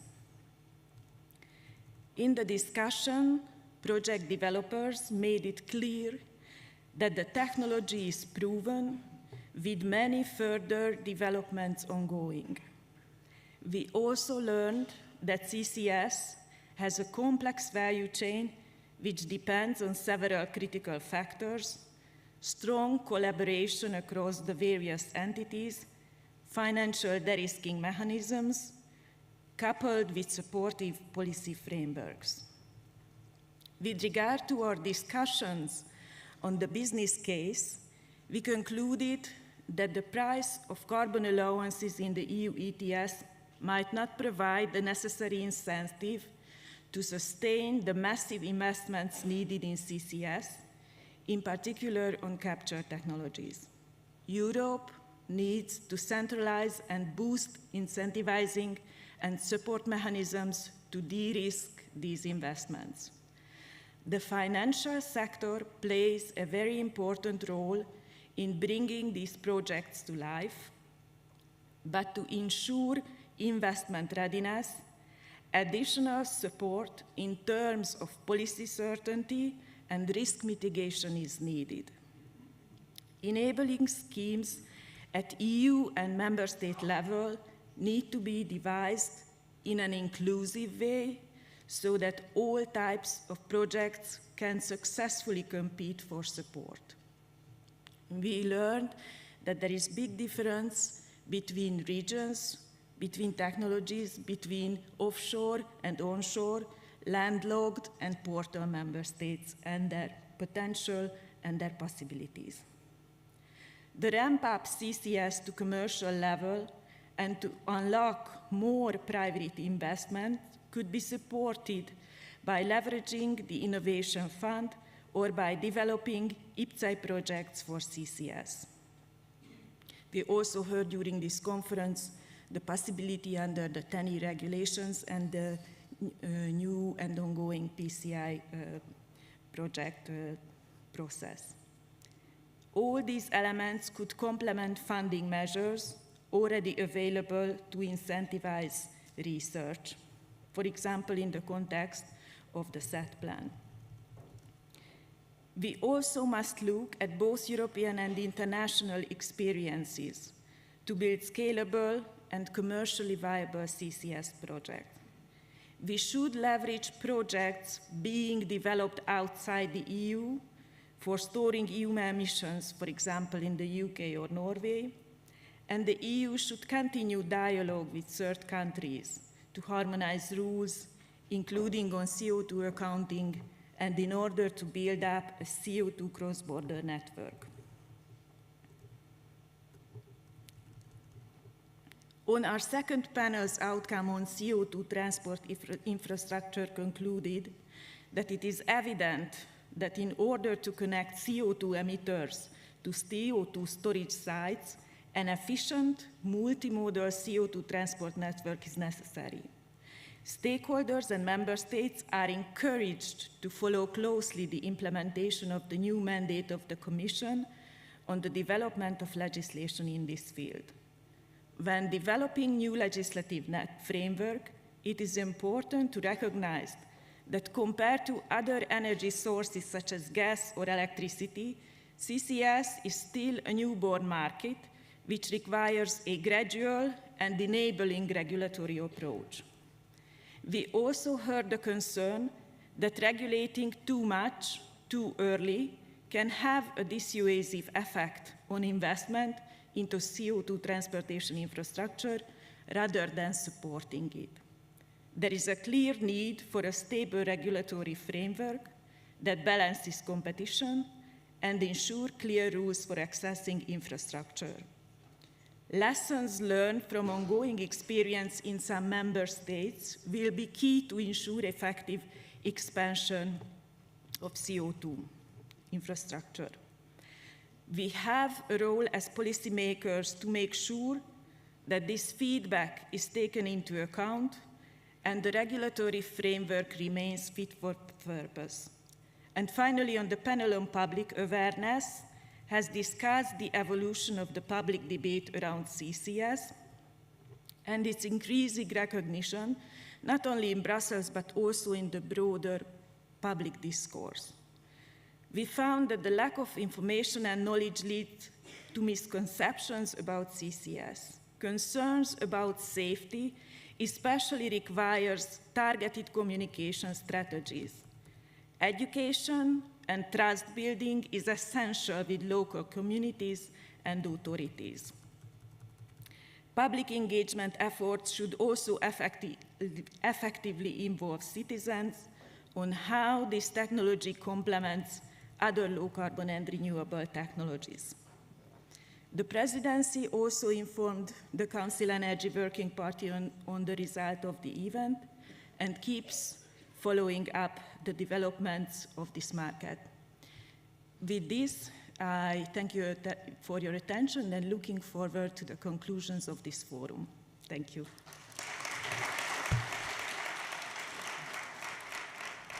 Thank you very much. This event was an important one of the presidency, and it was important to get some conclusion on it.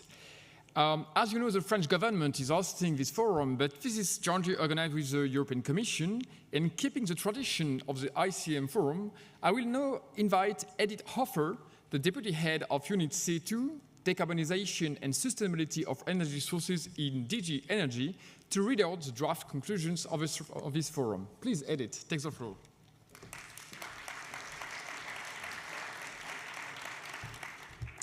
Merci Laurent, merci aussi à tout le monde. No, I forgot. English, not French. Thank you very much also to all of you for being here these last 1.5 days. It was a pleasure. I mean, I will hand over to my Deputy Director General after reading out the conclusions, and she will get more in detail on this. As we've done in the past, I will read out now the draft conclusions, which we will share with you after the forum. So we will send you an email where we will also give you a deadline for providing comments to these conclusions. And once we have taken those into consideration and updated the conclusions, we'll also publish the final conclusions on our website. So here are the draft conclusions of the 4th meeting of the Industrial Carbon Management Forum. The forum thanked the French Ministry of Energy and the city of Pau for co-hosting the forum in Pau, France. It welcomed the industrial carbon management strategy adopted by the European Commission, setting out a robust vision for the development of the industrial carbon value chain in Europe and encouraged the swift implementations of the actions provided therein. The forum congratulated France for the publication of an ambitious national strategy on carbon capture, transport, utilization and storage, underpinning its political commitment to the deployment of CCUS technologies. The forum encouraged other member states to develop their own national carbon management strategies to support the transition pathways for the hard-to-abate industries. It particularly welcomed the efforts of Germany, Greece, and Romania, whose strategies underline the need to continue strengthening regional and European cooperation and the industrial dialogue, as well as to explore several de-risking and funding measures for CCS projects. The forum welcomed the signing of the Pau Declaration by Denmark, France, Germany, the Netherlands, Sweden, and Finland, providing strong support to establishing an appropriate European framework for cross-border CO2 transport and infrastructure. The forum emphasized the role of cooperation in supporting the business case of an increasingly complex CCUS value chain, which lacks visibility of emitters' demand, sink availabilities, and transport alternatives, creating cost inefficiencies and market fragmentations. The forum underlined the lessons learned from front-runner CCS projects, including key CO2 projects of common interest, PCIs, which show the enabling role of governments in providing support for the collaboration between public and private actors and targeted de-risking or acceleration measures. The forum encouraged the swift implementation of the actions set forth in the ICM strategy to address the insufficient coordination in the CCUS value chain, such as the CO2 Investment Atlas, the CO2 Demand Aggregation, and the Knowledge Sharing Platform. The forum reiterated the role of a stable, predictable regulatory framework, setting EU-wide rules for CO2 infrastructure planning, including transport and storage, and associated market rules to remove the remaining barriers to cross-border CO2 transportation and to develop investor-friendly rules for a competitive CCUS value chain. It recalled that regulatory visibility is necessary for reaching timely investment decisions. The forum welcomed the progress made in the implementation of advanced CCS projects and acknowledged their call for creating the necessary preconditions for scaling up investments through cost efficiencies and risk reductions. The forum took note of the preliminary recommendations of the working groups established under the auspices of the Forum on CO2 Infrastructure, CO2 Standards Utilization, and Public Perception, and encouraged its members to finalize the respective reports before year-end. The forum called for an approach to network planning, optimizing system costs that would also consider reusing existing infrastructure when possible and needed, as well as a bigger focus on speeding up permitting of onshore locations as a less capital-intensive alternative to offshore. The forum underlined the need for continued international cooperation in industrial carbon management and for knowledge sharing in particular. The forum emphasized the importance of setting minimum CO2 standards, striking a balance between the costs, liabilities, and safety risks, associated with the different levels of purity of CO2. It called on the industry to share information, including on CO2 quality management costs, to build the necessary technical and operational experience that will help agreeing on minimum CO2 standards. The forum reiterated the need to safeguard system integrity at reasonable costs, allow for the optimal sizing and allocation of costs, as well as interoperability across the value chain and the different transport modes.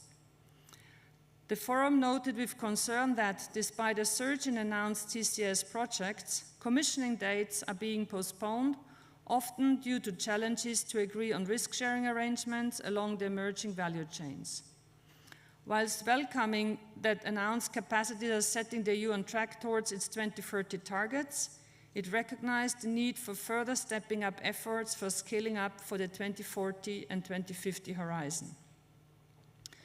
The forum welcomed the Net Zero Industry Act for setting clear 2030 targets on CO2 storage volumes, while underlining that the cross-chain risks are too big for one entity along the value chain to assume. It underlined the need for long planning of capture volumes and storage capacities, which will contribute to delivering the optimal transport infrastructure at lowest costs. The forum highlighted the need for member states and the Commission to recognize strategic net zero industry projects and projects of common and mutual interest, and to set joint task forces around each of these projects to find solutions for the regulatory and market obstacles slowing down their development. The forum emphasized the need for speedy permitting procedures for infrastructure as foreseen in the 10E regulation and required by NCR for net zero strategic projects.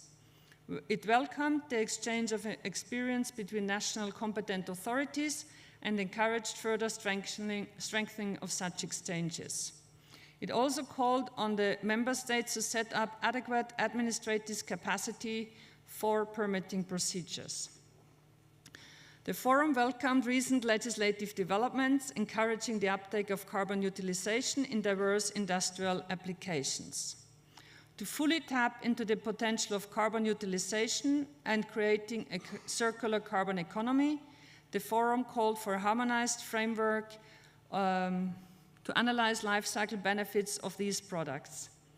The forum stressed that positive public perception is instrumental in scaling up industrial carbon management technologies and shed light on best practices for industrial carbon management, ensuring buy-in on all political levels to increase social acceptance. And finally, the forum called for initiatives that would support sustained information sharing to explain the costs, specificities and benefits of the ICM technologies to local communities and tailor engagement activities that would stimulate awareness and debate. These would be the draft conclusions of the last 1.5 days, and as I said, we'll share it with you by email after the end of the forum. I'll hand back to Laurent. Merci.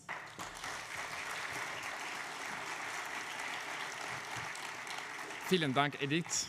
And now I would like to invite on the stage Mechtel Försdorfer, Deputy Director General at DG Ener, who will give us the future EU priorities to support the deployment of industrial carbon management. Please, Mechtel.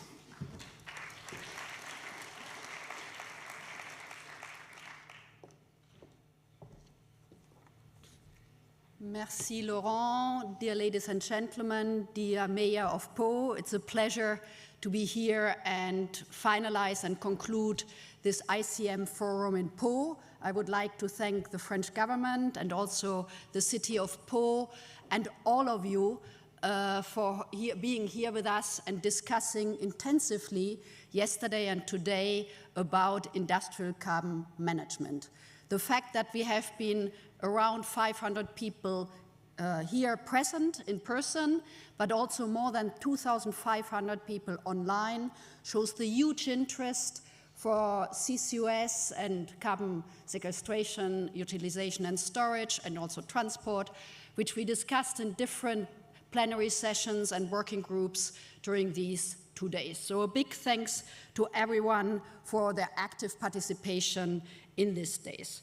I would like to highlight for us, key main takeaways, which I heard yesterday and today, and in line with what Edith just said about the draft conclusions which we presented.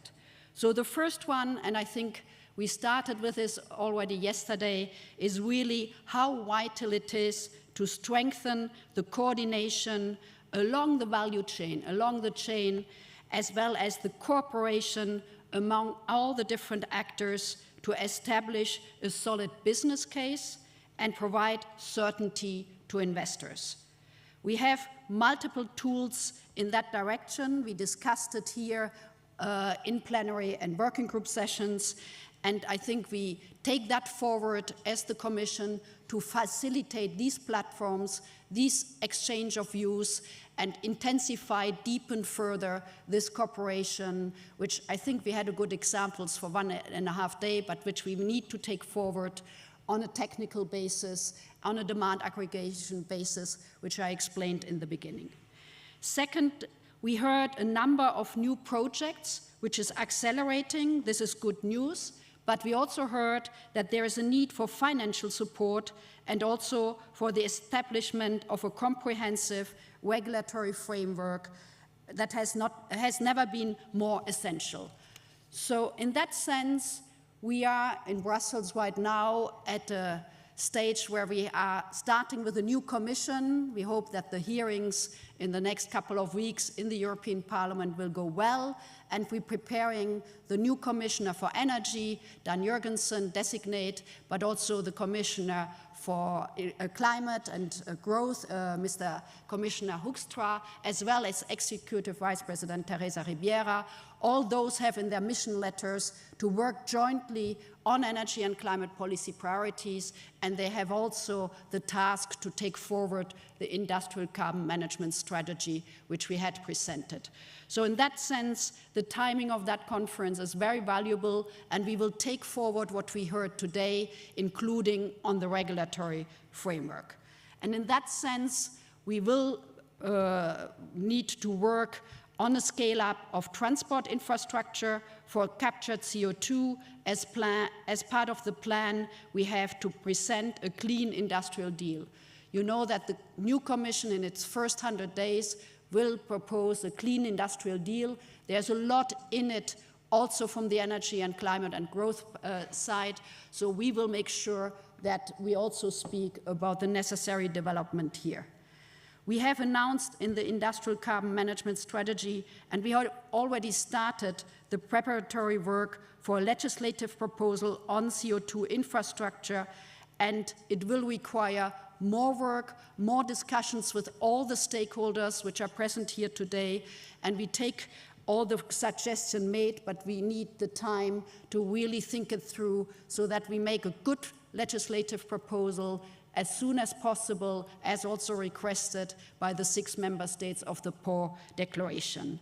So this new legislative initiative will aim at setting infrastructure and market rules for CO2 transport and storage with a view to develop a well-functioning, market-driven value chain for CO2.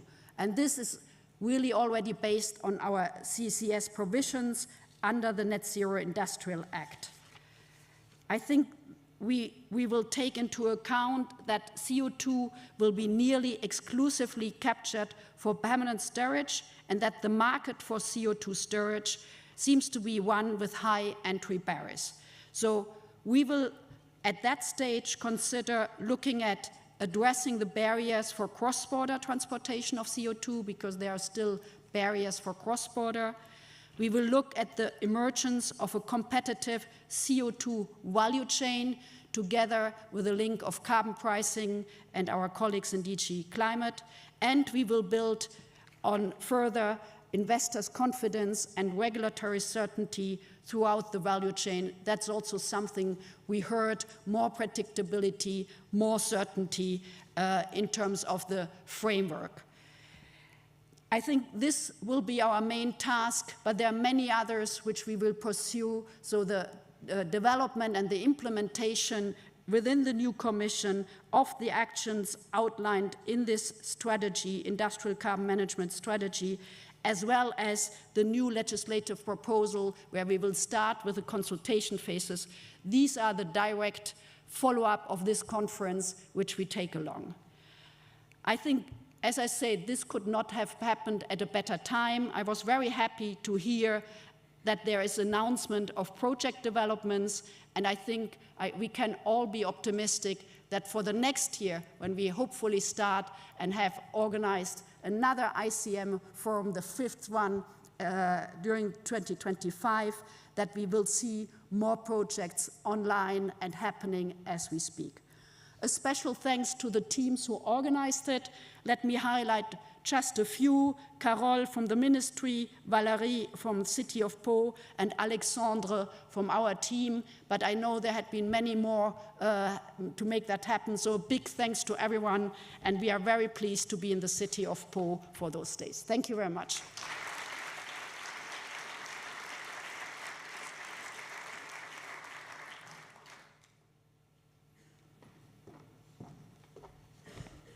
Thank you, Mechtel, for your words and for the strategic view you gave us on CCUS. Thank you for having chosen France.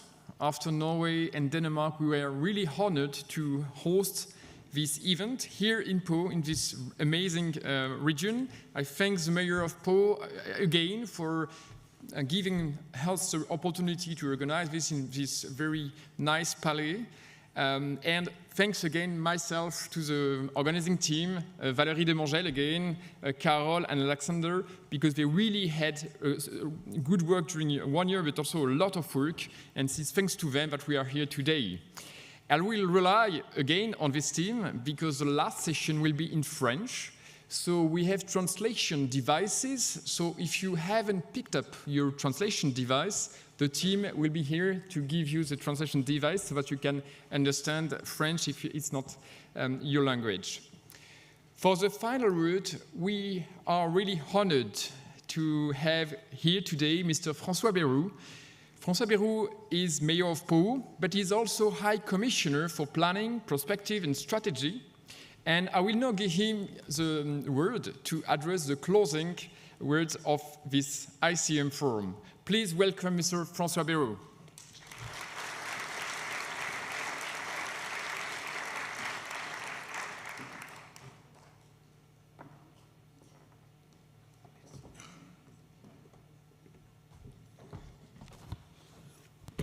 Peut-être 1 minute pour que ceux qui ont besoin des écouteurs puissent lever la main qu'on vous les apporte. Headsets can raise their hands if they don't have a headset. Bien, merci à tous. Merci, thank you, all of you.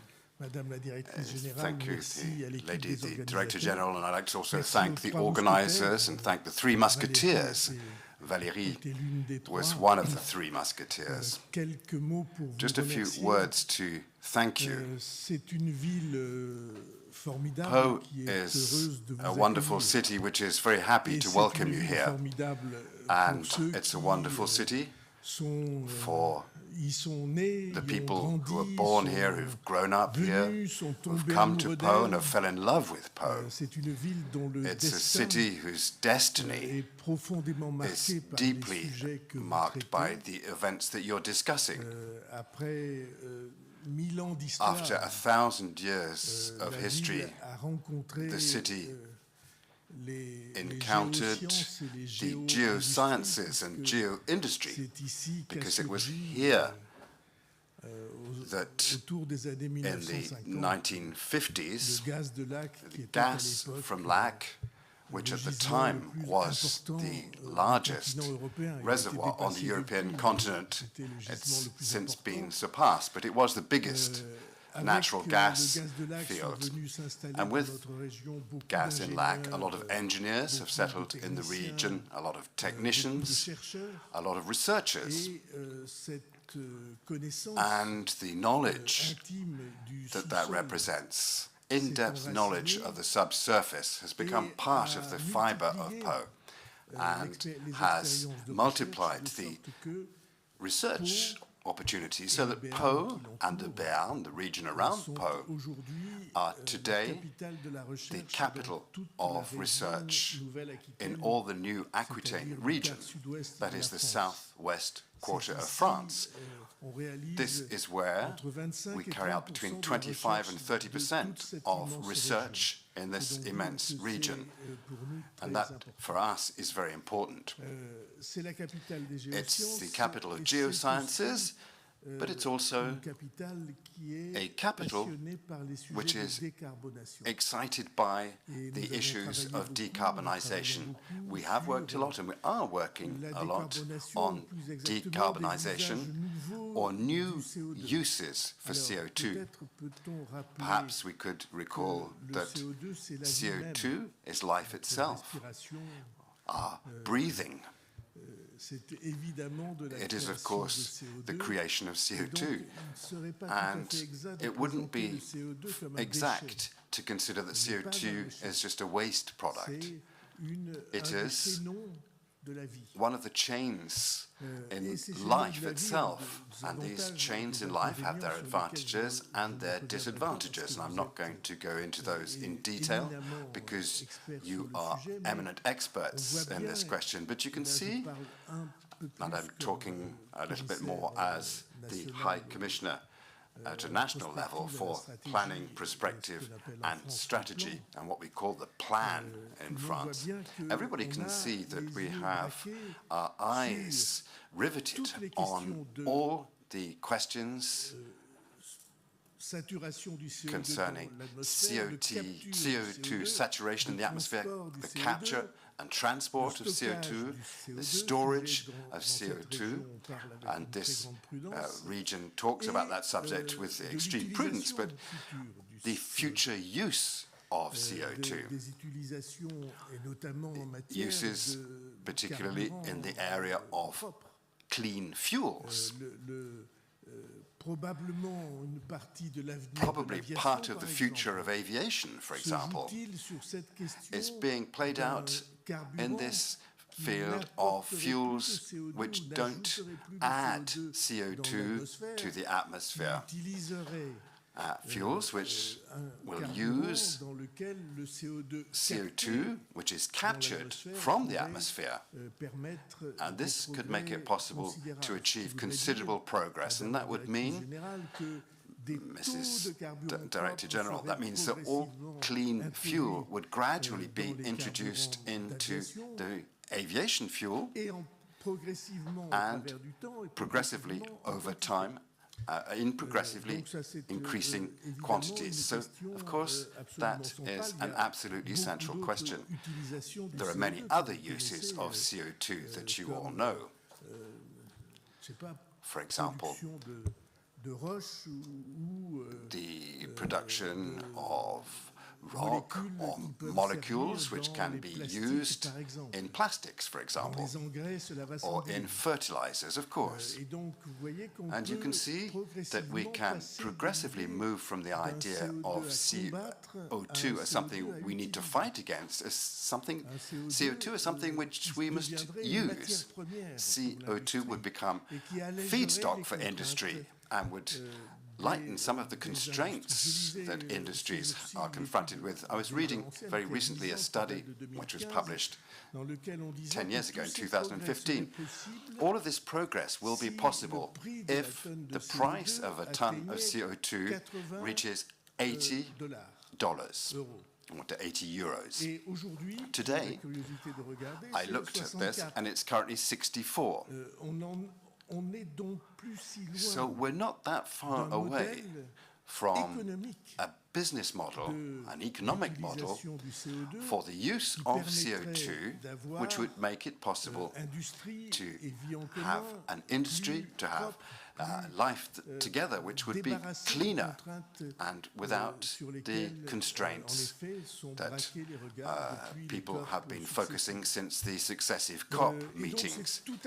So it is a subject for all of us, and it is a subject for this region. It's a subject for this city, in which research into the challenges that we need to face has a very important place. And it's also a way of looking at the future which is profoundly different.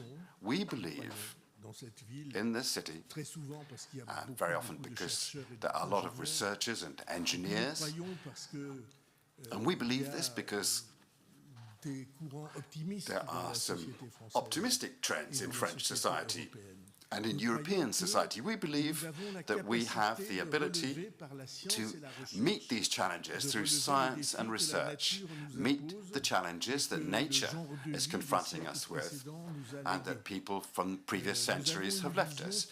We have a vision which is not a defeatist vision.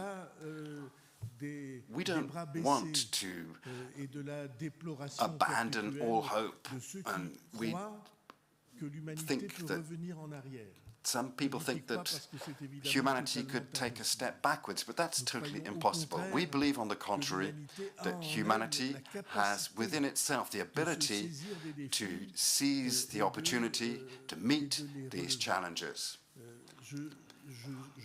I was born not in this city, but 10 kilometers away as the crow flies at the foot of the mountains, at the finest landscape in the world.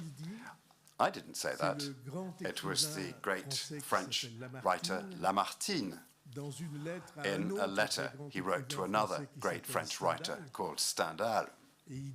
And he said, "Pau is the finest landscape on earth, as Naples is the finest view over the sea."